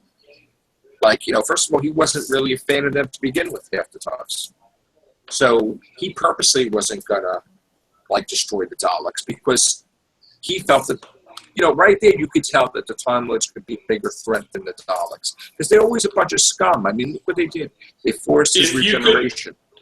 If you could kill Hitler, Joe, would you do it? That's the question that's posed in that episode, is it not? Right, and the thing would be no. I'm not saying I would do that. I'm asking you. I'm curious. The answer would be no, because by doing that, you would create something that wasn't there before that could be worse. Well, it could be. You're still taking a gamble. Yeah, but, you shouldn't be taking a gamble because, you'll be the cause of what's worse. Well, maybe it's a cause for good. Maybe things turn out better. But why should you have that power to do that? You shouldn't even. Here's another problem. But you do have the power. That's the thing. You shouldn't be. Well, it doesn't matter what should be. The power's in your hands. You have a chance to either make a choice to do something based on what history would play out to be, or not. That's what's intriguing. And he did. Sorry, Scott. But here's another problem. What if Hitler was a replacement for somebody who was greater evil? Well, I don't want to get all into the Hitler thing. We're talking about but the doctor and it's an Daleks. example based on what we're talking about, because the Daleks were a metaphor for Nazis. So that's why I brought that up. Yeah. And what Scott said is true. I agree with him, and what you're saying I agree with. I understand, but the thing is, it's a tough call because you don't know based on the fact of there were a lot of things that occurred because history played out the way it played out. That there's a lot of bad, but there's also a lot of good that occurred. So you don't know it by taking out Davros or Hitler in this analogy, what would have happened. But that's the question is, would you take that gamble to go, well, I know based on how things played out that seemingly by taking this person out, by killing Davros, or killing Hitler, that things might play out differently. But didn't Moffat do that already? Because do you kill him at birth, or do you wait till later in his timeline to do so? But didn't Moffat do that already, which is familiar? Didn't he have the Doctor interfere with Davros's beginning, where we don't even know what the hell the timeline's going to be like now, because Davros was in the TARDIS, saved. So what the hell are you going to get now? How could you have the timeline remain the same when he just saved Davros in the TARDIS? Davros is going to be like, oh, thanks for saving me. And why would he want to attack the Doctor then with the TARDIS and everything? And how do we even know he becomes Davros now? By saving him. Maybe that kind of was the wrong thing to do. And what if, okay, here we go. Here's another one. Ron, the Doctor, Davros does something nonetheless, not due to something. I mean, series 10 should be a paradox. And saved him. So even though he does what he did, even though he saved series 10 should be a paradox. So we saved Davros, correct? In the TARDIS. So why didn't he go back and save Adric or Sarah Kingdom? But he knew that Davros wasn't going to die there. He knew that was going to make him where he was crippled or whatever. But guess what? Now Davros isn't crippled. No, what made him crippled was a bomb that struck. Was a Thal bomb that struck the after that lab that he was in. And how do we know that by him interfering, that's going to even happen? Now that he altered stuff. I mean, it seems to me if the Doctor is considers himself the ultimate purveyor of good, it seems like he would have a full-time job of just going through time and just keep going back and changing things for the ultimate outcome of whatever he considers the best outcome is, ultimate good. What did he call himself in the waters of Mars? Time Lord Victorious. Yeah, thanks. That's what I was trying to think of. Yeah. And that gal got so offended that she went in and she committed suicide. Well, that's on point because the thing is that Davros is a fixed point. Has to be. He can't not be a fixed point. So I don't know why Moffat throws away fixed points when he feels like it. Well, it's like the prime. Go ahead. It's like the Prime Directive in Star Trek, where they uphold the Prime Directive in these episodes and then completely overlook it in other episodes. Well, there's certain instances where they have to break the Prime Directive. Well, it's either solid or not, right? Yep. I mean, if you can do something, you're going to make the judgment call based on what you think, just like the doctor would. Right. Not like some oversight committee that's going to be voting on it. But Moffat is so determined to make things his doctor that he's willing to rewrite something to contradict it. Yeah, but that's a mess. That's a mess. He creates a mess. And he doesn't understand, and then he's like, oh, shit, now what am I going to do? You know? He's always going to be known, not for the person that answers things, but the person that raises the questions that don't answer things. And then causes even more of a mess than anything else. Well, in fairness, though, the Watcher was never completely explained, so there are things that are left that in the future Moffat has created with his tenure with the franchise that future writers and the show lead can actually go back and add to based on things that have happened in the past of the franchise. They could. There's no reason they can't bring the Watcher back and do something with that. There's no reason they can't bring the Valyard back. The Valyard is the. I mean, they could have like they could have Capaldi like sacrificing himself, for example, in some way. They could write a story where like the Doctor he's gonna die. There's gonna be no regenerations. He has to do something, and he chooses to do something that's gonna shoot him back to like the fourth Doctor episode in Legopolis. That's gonna be the Watcher. That's going to create this new timeline that allows him to go on having more regenerations. I mean, there's always something that they can do to write in some. Even they if can utilize Bad Wolf, where Rose, she says, "I can see the future. I can see it all." She's the one that prevents a lot of the stuff as well. But then also Dalek Khan saw the future as well. Yeah. But it's a new future that he saw because everything keeps changing. Oh, maybe Rose was the Watcher, and she was the one that showed up and facilitated that regeneration. Well, you know what the thing is? Nobody really says maybe the Valyard was the cause of the time war. Because the Valyard, first of all, you don't know when he first appeared in the past. Maybe he didn't appear in the Sixth Doctor's time. Maybe he appeared in the Fourth Doctor's time, and he was the one that convinced the Time Lords to undo the Daleks.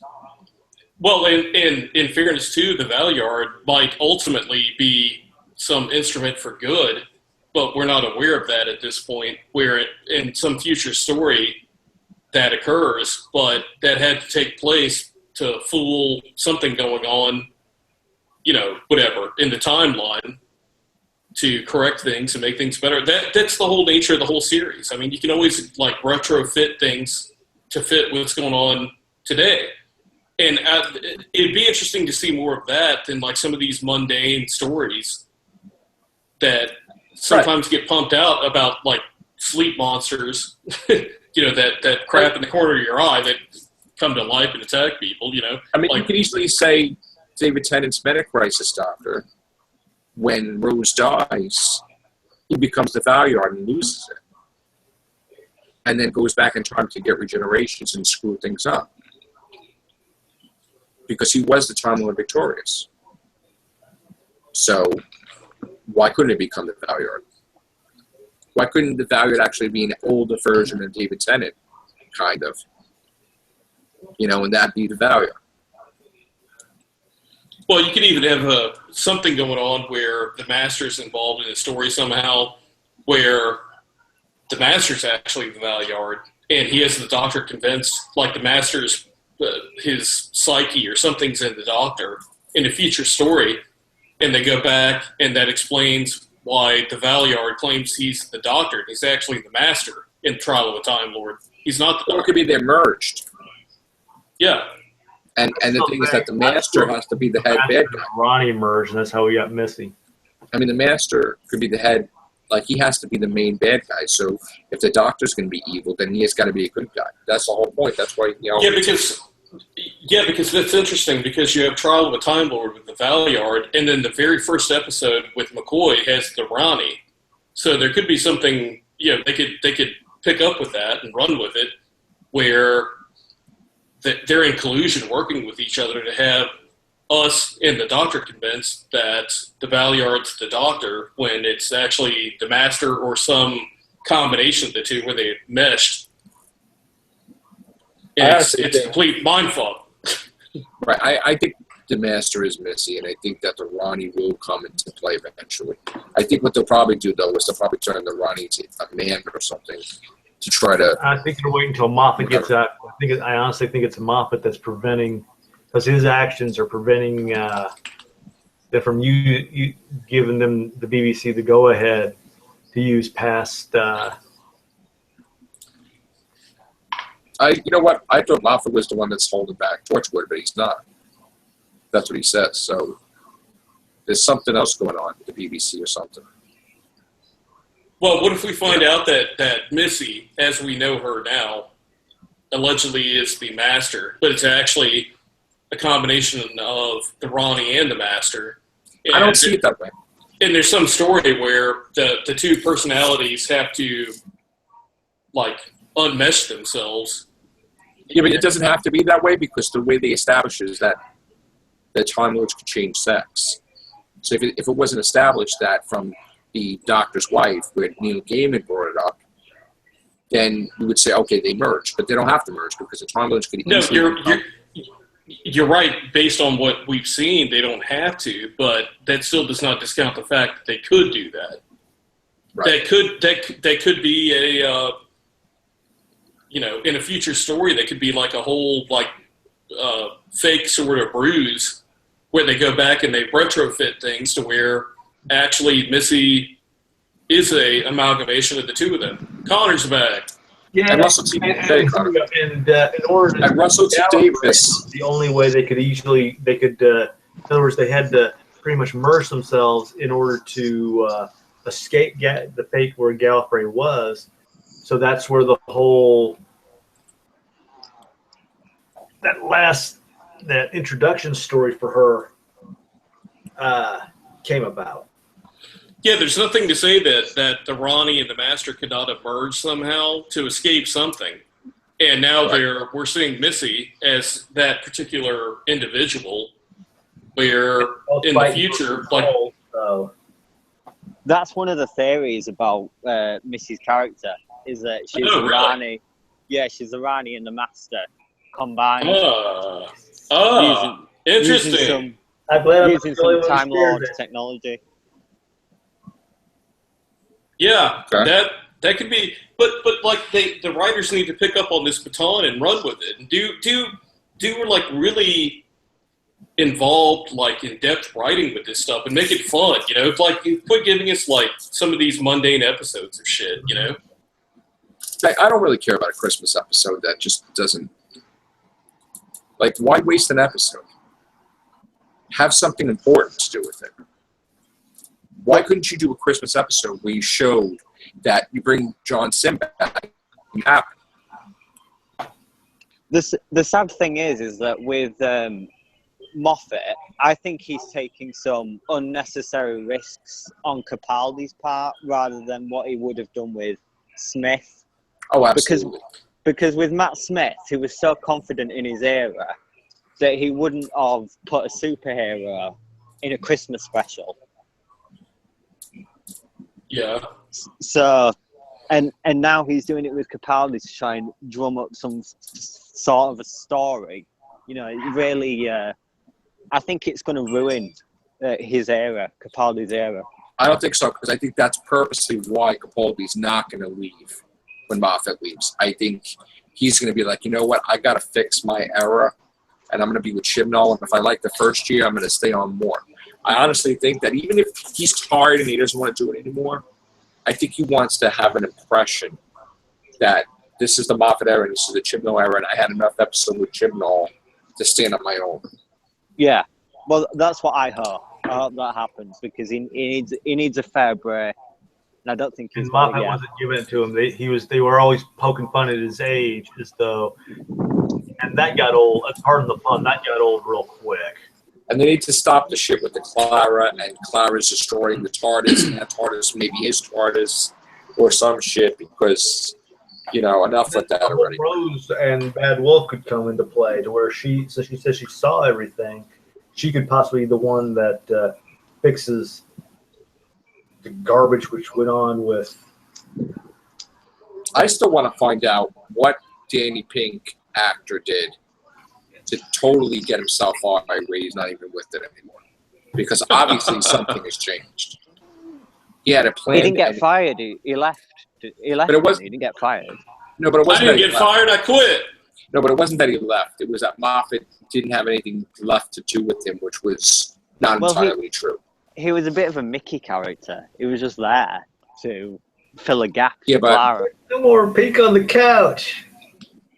But the whole point was you don't create a future incarnation of the character that's supposed to be the child or great-great-great-grandchild of Clara and Danny Pink, and then just don't have anything to do with it. That's stupid. Yeah. Well, going back to Capaldi, we already know, going back to Class as well, that he's in the first episode of Class, and apparently he's already written darker in Class than he is in Doctor Who. Because at the beginning of his era, we were promised a darker Doctor, weren't we? And we haven't really got it. Well, this is Patrick Ness's take. Yeah, so apparently Patrick Ness has gone out of his way to make Capaldi's Doctor, not Matt Smith's Doctor or David Tennant's Doctor, in Capaldi's body. So that's one thing that I think is really going to attract attention to Class, and is going to maybe convince people that Capaldi's a great Doctor, because he hasn't really got that sort of fan attention or fan love that someone like Matt Smith or David Tennant's got. So why doesn't Patrick Ness write an episode of Series 10? He was supposed to. That's why he's got Class, because he was supposed to write an episode, but it got rejected. So Moffat gave him a spin-off. It got rejected by Moffat? Yeah, there's Radio Times article on it. So Moffat rejected him? Rejected an episode idea that he had, yeah. And then he gave him a spin-off instead. Okay. Because he liked the direction that he was taking the episode in, that he wrote for as like a draft. And then so he decided to take a risk and give him a spin-off, which is a good idea, I think, because Patrick Ness seems to be quite a skilled ideas man, as well as a writer. So now this lady, that's she is the leader, I guess, of the kids, right? Does she have a sonic blaster? No, that's just a gun. Okay. And she's not a future incarnation of the Doctor, right? No. That's just a rumor, okay. She's like she's an alien, which is a teacher. So, okay. And the trickster is the villain. The actor that plays the trickster is the one that's playing the main villain. Yes, he's the trickster. Of the series. Yeah. But he's the trickster from... Okay. Yeah. Got it.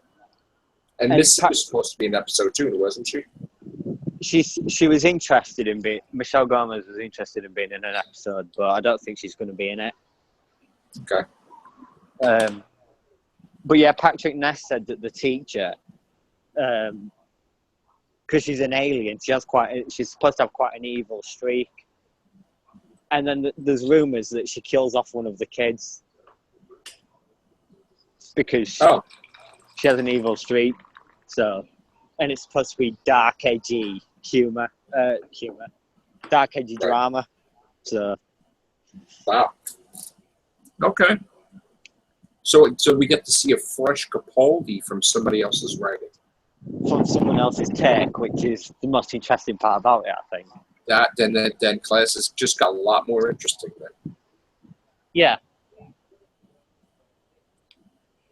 Okay. Well, have no doubt to anyone, Capaldi actually, I would say, is probably, in my opinion, from what I've seen, being a fan of this series for so long, I would say that Capaldi's actually the best Doctor of the new series since it's come back. He needs writing. I agree. Yeah. Some of his writing really let him down. It's sad, really. Well, he walked out on the gate this episode, which makes sense why it looks like not done.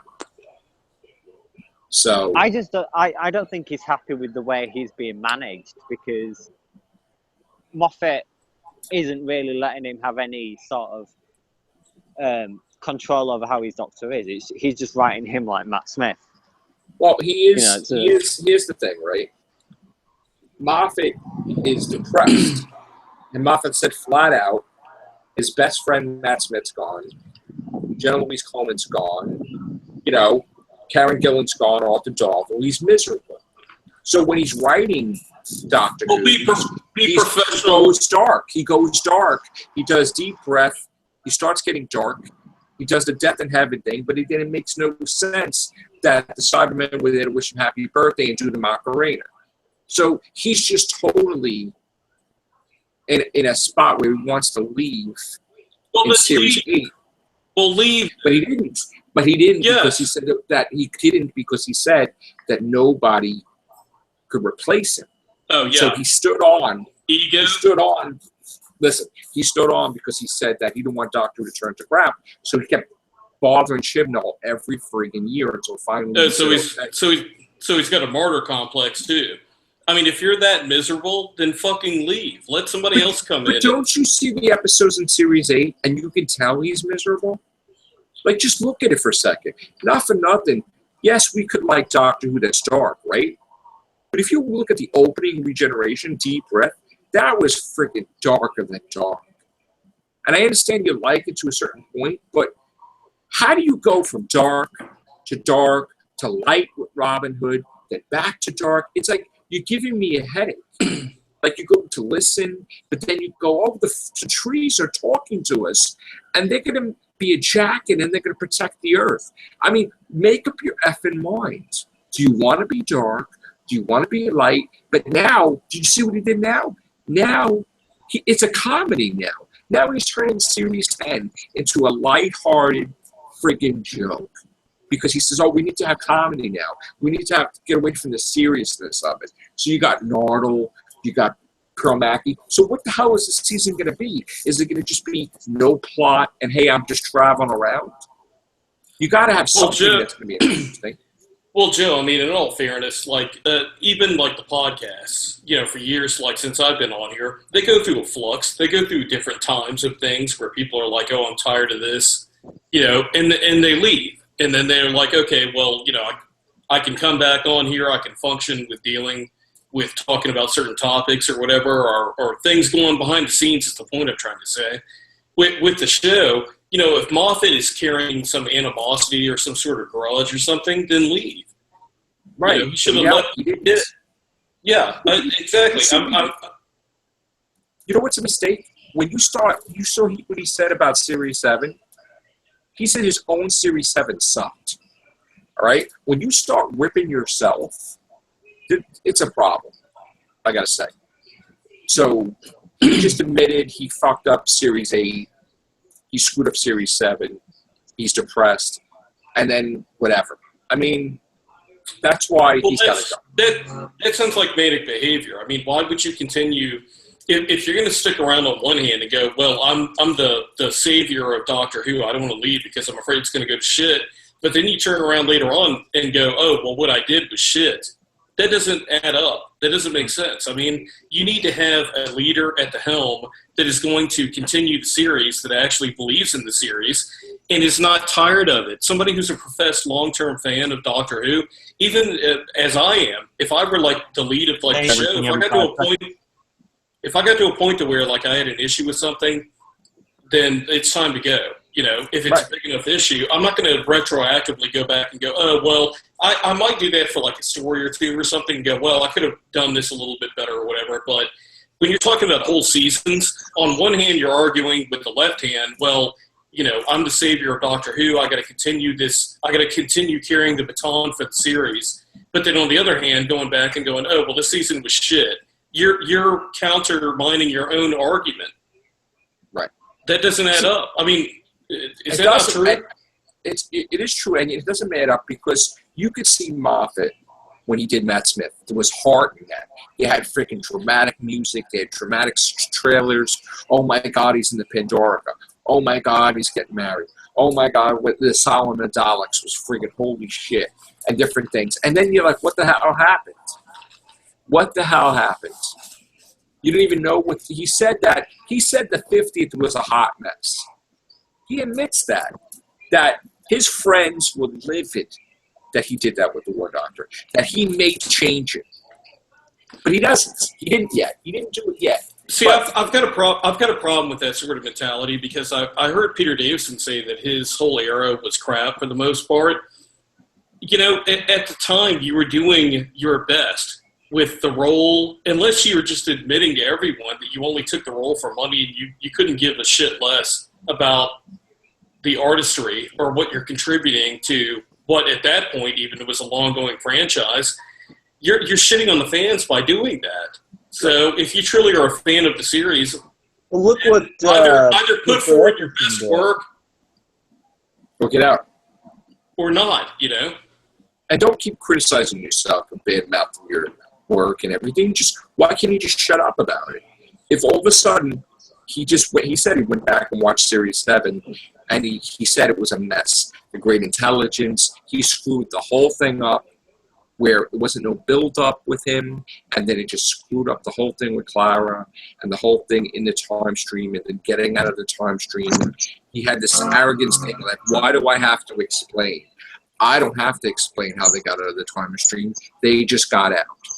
Just like the mentality with Pearl Mackie. He just said, oh, do I have to explain that that's an episode? Why can't it be an alternate reality? But I guess I do, right? You know, like he's a jerk. Sylvester McCoy can go back and like criticize his first season that he did as the Doctor. Tom Baker could go back and say like his last couple of seasons. You know, but it's like, you know, you put forth your best effort as the role that you were playing. Because otherwise, if you're going to criticize it as shit into the ground, then you're basically admitting that, you know, that there are things going on in the first place. Yeah, because, I mean, or you're just doing it for a paycheck, which, you know, if you claim to care about the series and have been a long-term fan since you're a kid or whatever, then put forth your best work and don't fucking shit on the hand that feeds you with things, with stuff, and the fan base with stuff. You know, you could say, like, oh, I've had some great episodes, you know, I'm proud of this and that and whatever, but it's like, it just seems like a little bit redundant to go back and, like, I've always, like, hated that about what Davison says. He's always shitting on his role as the Doctor. And he's like, oh, yeah, he kind of scoffs it off, but he doesn't have a problem showing up at conventions and, you know, getting people handing him money for autographs and shit. You know, you were the Doctor. You got to play one of, like, the world's greatest fictional character. Exactly. Yes. And to go back and say, oh, yeah, you know, I mean, like, just like James Bond, you know, you had, like, Roger Moore go back and say something like, oh, well, I just was showing up for a paycheck, you know, it was shit, whatever. You're shitting on, like, your whole franchise and fan base. You're not doing a service to the fans. And if you really think that, as far as the fact that you didn't put forth your best work or whatever, then fine, it's a learning experience, but don't fucking shit and you know, be a rain cloud over the whole franchise and your fans during the tenure. My point is, after saying all this, right, tell me why I should be excited about this year's Christmas special. I think you got your answer. Why? Why should there is no? Let me tell you something. He's making the fans as depressed as he is, right? Where is the effing excitement about the Christmas special? There is none. There's nothing. It's not even a little bit. Okay? Not even a little bit. I don't give. I like Matt Lucas. I'm starting to watch movies. I'm not that fond of seeing it, but I'm going to see it because it's Doctor Who. I'm starting to see Matt Lucas in movies. I think he's fantastic. But Moffat wrote him wrong. He wrote him wrong in Husbands of River Song. And he's that same character. Why? Why can't he be a new character? Why? So he's going to put a character that sucked, and he's going to try to make a character that sucked a character that's great. And try to make it lighthearted and comical. So How could you do that? If he just changes direction so much that I'm dizzy. I don't know where we're going to go. We should have an important storyline like Key to Time or something. We don't. Are there too many cooks in the kitchen, or are there yes, there is not enough people? There is nobody. He has no checks and balances. There is nobody to tell him you're going in the wrong direction, like Russell T. Davis did when Russell T. Davis was the boss. He's the showrunner. He goes in whatever direction he wants. He doesn't listen to criticism, and this is what happens. Well, you know what? Well, you know what? At that point, that's when you need to leave, because then he's got when you being a showrunner is one thing, and I say this probably being ignorant because obviously I've never run a show, but seemingly coming from a fan standpoint, which could be wrong, I'm just throwing my opinion out there. If you're professing like Moffat as to being such a fan of the series and all the stuff that he said, he seems to be like countering all of that with some of his actions, with just some of this crazy shit that he's doing and saying. See, now he has the opportunity. I mean, what if Moffat? I mean, not Moffat. What if Capaldi came back years from now and said, "Oh, well, my whole era on Doctor Who was complete garbage and shit and whatever." We enjoyed a lot of the episodes, the majority of them, I would say, right? Yeah. And so, what kind of taste does that leave in your mouth? Where he's like, "Oh, well, there was shit going on, whatever." I mean, they need to. I don't know what the problem is. It just seems like. I like Capaldi, okay? But Capaldi's not my favorite Doctor, though. I like Tom Baker. I like David Tennant. I even like Matt Smith. I want to like Capaldi more, But the thing is that... I'm telling you, Capaldi's a better Doctor than Tennant. He just doesn't have the writing consistently. Well, there you go. I'm telling you, he's a better... I do not dislike Tennant. I love Tennant. I think he's great. But I really think Capaldi's a solid Doctor. And I think that it's kind of like one of those things where, like, you look at, like, somebody that works at a job and goes, yeah, they're consistent, they're good, they come in at a clinch, they're great. But then there's this other person who works there that is capable of so much more if you allow them to do their job. And that's why we are. That's why we're saying let him stay with Chibnall so we can see how he shines. Yeah, but will that last? I mean, is the fan base going to be there in the long term until that happens? Because Moffat right now, there is no... Right now, my kids religiously watched all the time. They go running when the episode come on, right? Right now, with this whole nonsense, they could give a crap about the Christmas special. Well, you know what? Here. From what I've heard, at the end of a relationship, people phone it in. And that's what I feel like Moffat's doing. Just step out of the way, bow out. There's no need to announce, oh, well, this is going to be one more season, I'm going to do whatever. It just seems to be phoning it in. Like, step out of the way, let some new vitality, new life into this. And for fuck's sake, take advantage of a great actor like Capaldi.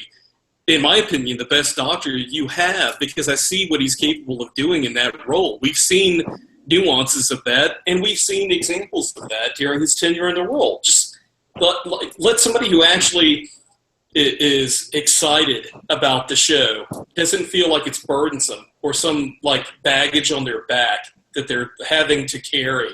Let somebody come in there and actually do something with Capaldi to maximize what a great actor you have in a great role that you have. And I feel like it's kind of waning away because of Moffat right now because of that. And I could be wrong. I'll get your opinion. Well, here's the thing. This is his final season, right, Moffat? Yeah.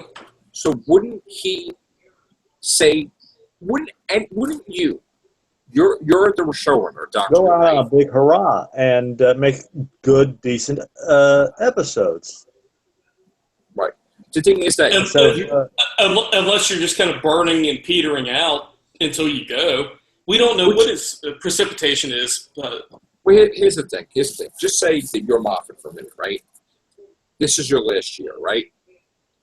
In my opinion, he has to have a list, and he has to solve every plot hole that he created or every unanswered question, right? So that way his legacy can be intact, that he created this question and he answered this question.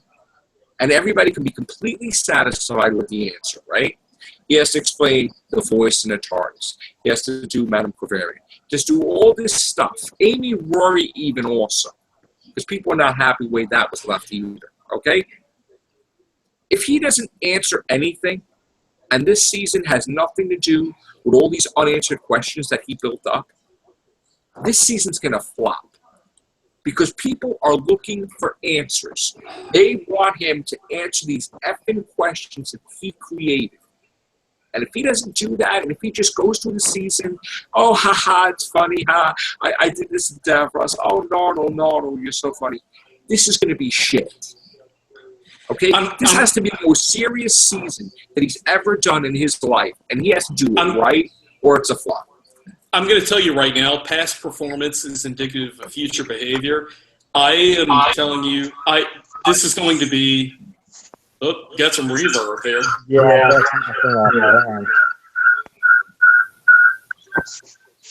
Hold on, we got backup here. Okay, there we go. As I was saying, Pat... So I had to go through my phone and wasn't able to shut off my phone soon enough. Yeah. Past performance is indicative of future behavior is what I said. And I'm afraid that this season, we're going to be left with the same sort of shit. It's going to be the kind of thing where, like, Moffat can go back later.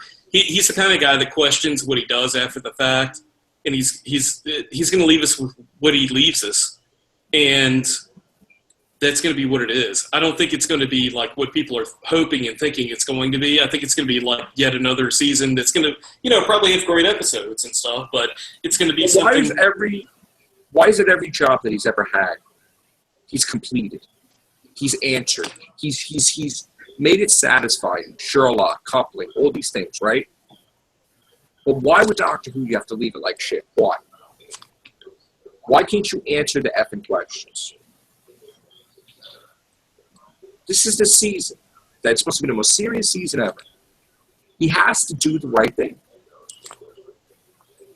Do the right thing. Has to. He has to do the right thing. I don't care. You have to bring back Madame Quaveri. I know it's going to be awkward. Do what you have to do. Bring back Arthur Darvill. Bring back Karen Gillan. You can't leave it shit like that. It's ridiculous, some of this stuff. Even Clara, how could you leave everything on a cliffhanger when you don't know what she's doing? Because she could screw up the whole timeline. Well, there you go. You got an episode with Missy, with Rory and Amy, where they're involved.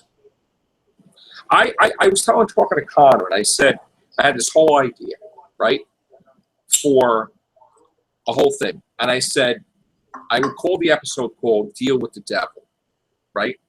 And it wouldn't necessarily mean a deal with the devil. It means that you have to deal with the devil, okay? Because I would have the episode start off with Brian.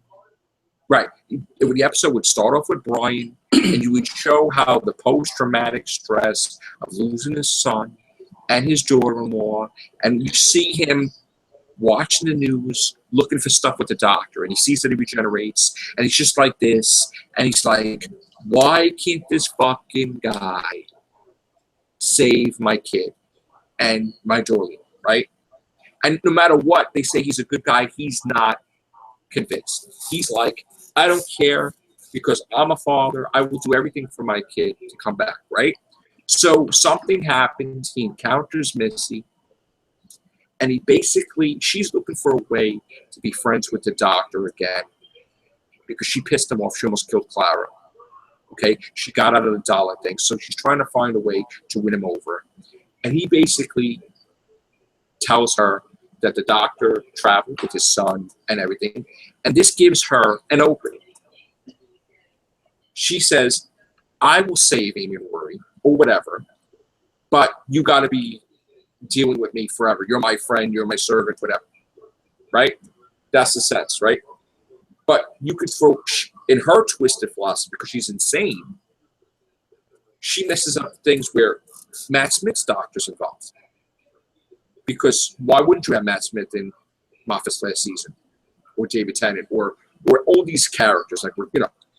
So it gets to be that right after the Weeping Angel thing, you know, Matt Smith's involved. They say goodbye to Rory and Amy. You know, they're in the present time, and he has to use the memory worm to erase his memory. But Capaldi's involved with it too, so he doesn't have that memory because of the memory worm. But these different things, and you could have fun with it, you know. But Moffat has to enjoy what he's writing about. He has to have the feeling for it. He doesn't. He's like, just, oh, this is a job. And that's what, he's not excited about what he's doing. Okay? He's like, oh, I got to go to work. You know? Before, you could see in the trailers with Matt Smith, he was excited about it. Excited. But now there's no excitement. There's no excitement. There's, let me put this music behind this trailer. You know, and the doctor kind of lost his heart because of Moffat. Because the way he wrote him as a depressing fucking guy that doesn't know if he's a good guy or a bad guy. He's questioning himself. When the fuck should the doctor question himself if he's a good man? That shit sucks. And this whole thing about the fucking hybrid, that's a fucking joke too. Because he didn't think that through. Because Riversong's a hybrid, the Doctor's a hybrid, Clara's, everybody and their fucking mother is a hybrid. Fucking Osgood's a hybrid. You fucking confused the shit out of your audience. Go home. You're done. You're fucking done. You wasted fucking the one from Game of Thrones, right? Maisie Williams. She could have been so much more. And he fucking made the most hated character in existence because she was responsible for Clara dying. Like, you ruined it. Just like Gators ruined David Warner's appearance in Cold War. He could have been a villain. He's better as a villain. But they made him some fucking regular guy. You know? They have missed opportunities all the fucking time in this show. All the time. And they don't need to do that. So Moffat should be like, why did I leave a Weeping Angel in New York City for that Weeping Angel to grow and destroy the whole entire planet Earth? Since when would the Doctor leave a fucking threat to kill everybody right there? Because he's sad? Because he's crying? That he lost Amy and Rory? So you fucking leave that thing in the cemetery? When would that ever happen with Tom Baker? Or David Tennant. David Tennant would throw that thing out the airlock. Just like he did in Human Nature. He tied the guy up in chains and put the one behind him. Are you kidding me? You saw it, even in Waters of Mars. I would be a lot happier if the series we're looking forward to this year was Chibnall. Moffat had quit, and we had about a year that's gone by without Doctor Who to reset our palate. And that going into 2017, we got a new showrunner, new writing for Capaldi, new writing for the series. And I don't know, Capaldi just seems kind of half-assed at this point. That's what I would have liked to have seen. I'm afraid the season's going to hurt the franchise. Well, think about it. Think about it now outside Doctor. Think about it from my perspective, right? This show with the Real Whovians cast is my baby, right? Of all the podcasts, this is my baby, right? My main child, right? How the hell could I do podcasts if there's no information? How could I be motivated to do casts with everybody on the Real Whovians, right? If they don't give me anything to do. I'm buying toys to show off. I'm showing off comics, but it's not like we used to have it. Remember, we used to have right? Yeah. Made a big thing out of it. We used to go crazy. We're not. There's nothing to get excited about right now. And people, I'm not jumping over joy. And people have a short attention span. And like you reported before, there have been fans that have just kind of walked away at this point online. Yeah. These Doctor Who sites don't report anymore. It's just an empty site. I have pages upon pages of Facebook pages, right? But if I don't do a Real Whovians cast, that's dead in the water. And I don't want to do one just to do one, But sometimes we do unboxing or whatever, you know what I'm saying? But because I feel, we have to do something for the fans. We have to do something for our subscribers. We have to give them a show because we have to put something on these Facebook pages of Doctor Who. But there's nothing. And not only that, but half of us, all of us, most of us are not motivated because they're not giving us a reason to be motivated. They're shitting on the show. And they're like, you're all right, one episode for 365 days. No, we're not all right.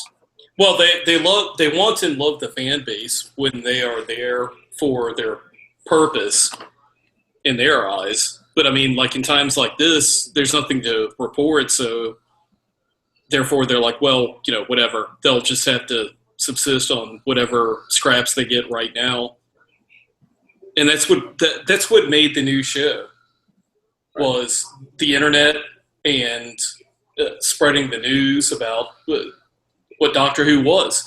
When the new show came back, it was still like a cult TV show, and it grew because of word of mouth and the internet, and people were turned on, new generations. I mean, we're talking about now, it's 10 plus years from when the new shows come back, and you've got people that are basically going into college that were born around the time that the show came back. So, I mean, there's a whole generation now that's come back from Doctor Who, and they're used to that. They're used to, I learned about the show online, people having conversations about it, talking about it, getting information about what the show's about and whatever. And to them, it's such a quick fix sort of generation that if they are cut off from that, then it's almost like in their eyes, the show's kind of dying. Right. Scott, can you just mute for a second because we're getting feedback? Okay, let me just dive out of here. Okay. I mean, we've been around being long-term fans of things, but sometimes we forget that, as I said, we've got a new generation that. Well, we got the generation that they have new shows on Netflix, right? And they put the whole season out there for you to watch at your leisure, right? At the same time, right? They'll give us 13 episodes of Daredevil, or Luke Cage is coming out on Friday, right? But how are we supposed to? How do you have a series that has one episode for the year? I've never heard of this before, and they've done this numerous times. So they did it with David Tennant with the specials. They did it with Series 7, where all we got was the 50th anniversary and the Christmas special. This sucks. I'm telling you, it's a mistake. They're killing the fan base. It's a mistake. Moffat, if Moffat saw, being the showrunner, that whatever reason he had, that he was going to step away from the show for this year, he should have just stepped out for good and let somebody come in, Chibnall, and continue with doing the show as a seasonal thing and not have a hiatus for a year. I mean, if your heart's not in it, you need to leave. Get out of the way. Let your new blood in. Because you're going to hurt the franchise. It's his ego or something. If you know that top notch and shouldn't be questioned, it's just like what happened. You know how hard it is to build up a season, right? I'm sorry. You know how hard it is to build up a season. No, I was going up because of Moffat, not because of you. Okay. You know how hard it is to build up a season. Here we go, right? Season 5, going up, right? Season 6, we're going up. Season 7, we're going up. But then there's a split. And now all of a sudden, we start going down because they only have 2 episodes for the whole year. So now we'll start going skydiving. Okay? Then they have Series 8, but he's not in it that much. He's not into it that much. So it's not really climbing like it should. Series 9, a little notch. But now we go down again. It's never a skywriting up, right? It's up and down, up and down, up and down. So how do you expect this show not to get canceled? I mean, there is nothing. He should be putting out a trailer like right now for the Christmas special, or he should be showing some shit. He's doing nothing, and what's happening is there's no energy. People are like that. My kids are not looking forward to it. I'm really not looking forward to it because you're not giving me anything. And how are we supposed to be for Series 10 if this is the meh like attitude right now? They're not marketing it right. They're not handling it right. They don't have heart. Where is it? So that's the way I feel, man. I'm going to continue to try to do Whovians cast, but it's getting very difficult. And people are not into doing real Whovians cast now because what are we getting excited about? Right? I mean, we did the Chaos cast before because we were trying to do it, but then it's like there's nothing to talk about. With Moffat, the honeymoon is over, is the problem. He signed on. He was all excited. He's got a new relationship. He's all in love, and he's having a good time and everything. And now he's like, okay, I'm leaving. I'm kind of phoning it in. And, you know, just like you see with some people, they're like, well, we're going to leave on good terms. I'm going to make sure that everything gets, you know, tied up in a nice way, and we go about our own ways and things like that. That's kind of like what's going on with him with Doctor Who right now. He's like, oh, you know, don't worry. You know, I'm going to make everything fine this season. It's going to be my last season. I'm going to put forth my best effort in this last season with things, and we're going to end on good terms. It just seems like, dude, if you're just going to leave. And just leave, cut your ties at that point, bring on Chibnall, bring on the new guy. Don't leave people waiting a year and then coming back, and then you got like another season with Moffat who is like phoning it in. And I bet that's what's going on. I really am feeling that this is going to be a disappointing season. And people are going to be going, bring on Chibnall. How come he didn't come on? We missed a whole year of the show. Right now, the show is like such a major, as it has been. I mean, it's a major show. I mean, this is a big franchise. And he just kind of put it on the back burner right now for things. And it's... And how do you have it? You have Peter Capaldi wait the whole fucking year. Yeah. And you don't give him nothing to do. He did the same thing to Matt Smith, right? How could you expect your actor to stay on if you give him nothing to do for the year? You gave him 2 episodes. What does that tell your lead actor, too? The one that you've groomed to bring on to play this iconic role that you're the showrunner of, and then you put them on the bench. Right. So Matt Smith, everybody's think? mad. Yeah, we're all mad that Matt Smith left, right? But could you blame him? For a whole year, he's sitting there. Oh, I'm going to do the 50th, and I'm going to do the Time of the Doctor, and that's it. Why would you stay? And they didn't even give him a raise. Really, the raise sucked. So they signed General Louise Coleman before they signed him. Yeah, so, I remember you talking about that a while back. That was ridiculous. I mean, I love General Louise Coleman, but he's the fucking star. No, it's Clara Who. No, his thing is the companions of the star, and the Doctor's just there, and that's the wrong mentality, my friend. That's why he's writing Capaldi wrong. Because he's making it like the companion is it, and not Capaldi. Should be the other way around. So basically, to sum this up, Moffat should have stepped down. This year, we should have a season of Doctor Who with Chibnall. Right. And I don't even care if he answered things. I don't even care if Moffat comes back to answer loose ends or whatever. Answer shit. No, but I would not sacrifice that in light of having a season of Doctor Who. And you can always pick up those threads later on down the line that Moffat left with his tenure in the role of the showrunner. Who wants to do that, though?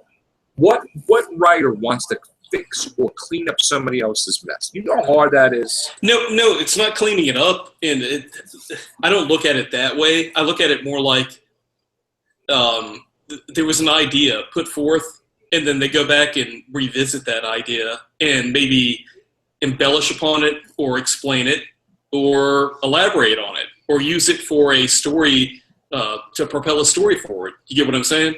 Yeah.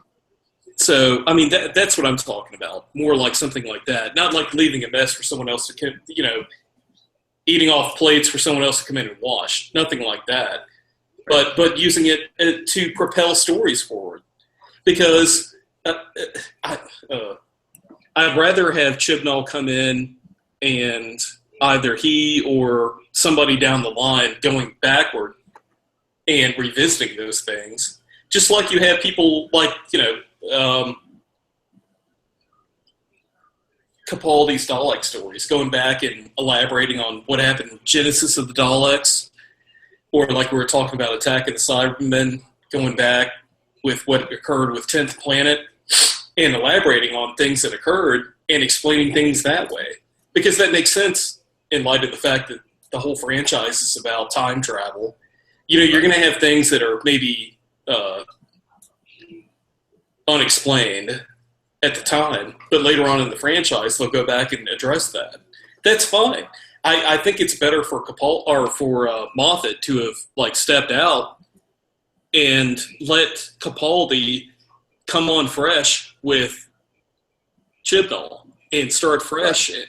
But I mean, I don't know. Maybe with whatever, with this year off, Capaldi, hopefully, in lieu of what we've got going on right now, I hope that Capaldi maybe has utilized the time to work with Chibnall. Well, they're not even working together right now, right?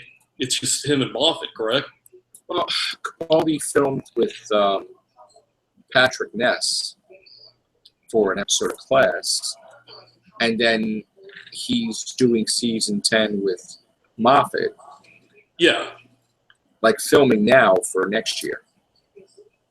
But, you know what I'm saying? But the thing is that last year he could be filming something for this year, and it was that's not working. So he is having too much time. Yeah. Bottom line, I think it's a mistake. I think this year's been a mistake. And here's the problem. It's going to reflect that way in the future. Doctor Who is commissioned until 2020. There's an end. Yeah. Okay? Right now, they're not extending it. So, correct me if I'm wrong, if it's commissioned for 2020, that means what I think it is, could be two things. One, they film in 2020 for 2021. Or they film in 2019 for 2020, and then you're done. So what do we have then? We have 2 seasons from Chibnall, and then we're done.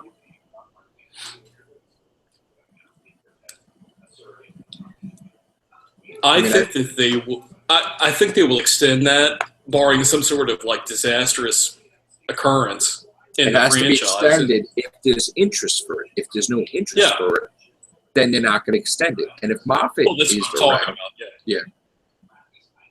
which I think with Chibnall will be extended. But right now, if you would extend it now, it would never happen. Because there's too much dead in the water. They're losing money. They don't have Top Gear anymore. They don't have Bake Off. They don't have all these different things. So why don't you just embrace the thing that puts you on the map? Why don't you just give everything Doctor Who right now? That's what they should do. So, all right, dude. I got to go to bed. Well, damn, we had such a short cast. What are you talking about? No, but you know what? It's good, though. When we really get into it, we really keep going, And that's the shows the passion that we have. All of us and these are fun, and these are good, and we still have things left unspoken about the series that we could talk hours about. And this is the kind of stuff that comes up when, and that's a good sign of things when you don't have the show on, that we can actually go back and discuss a lot of these things. Yeah. Gives us time to do that. So, yeah, good time. Right. So I hope you guys enjoyed our new version of the Real Whovians Cast 847. And we'll see you guys tomorrow. Take care. Bye for now. Cheers.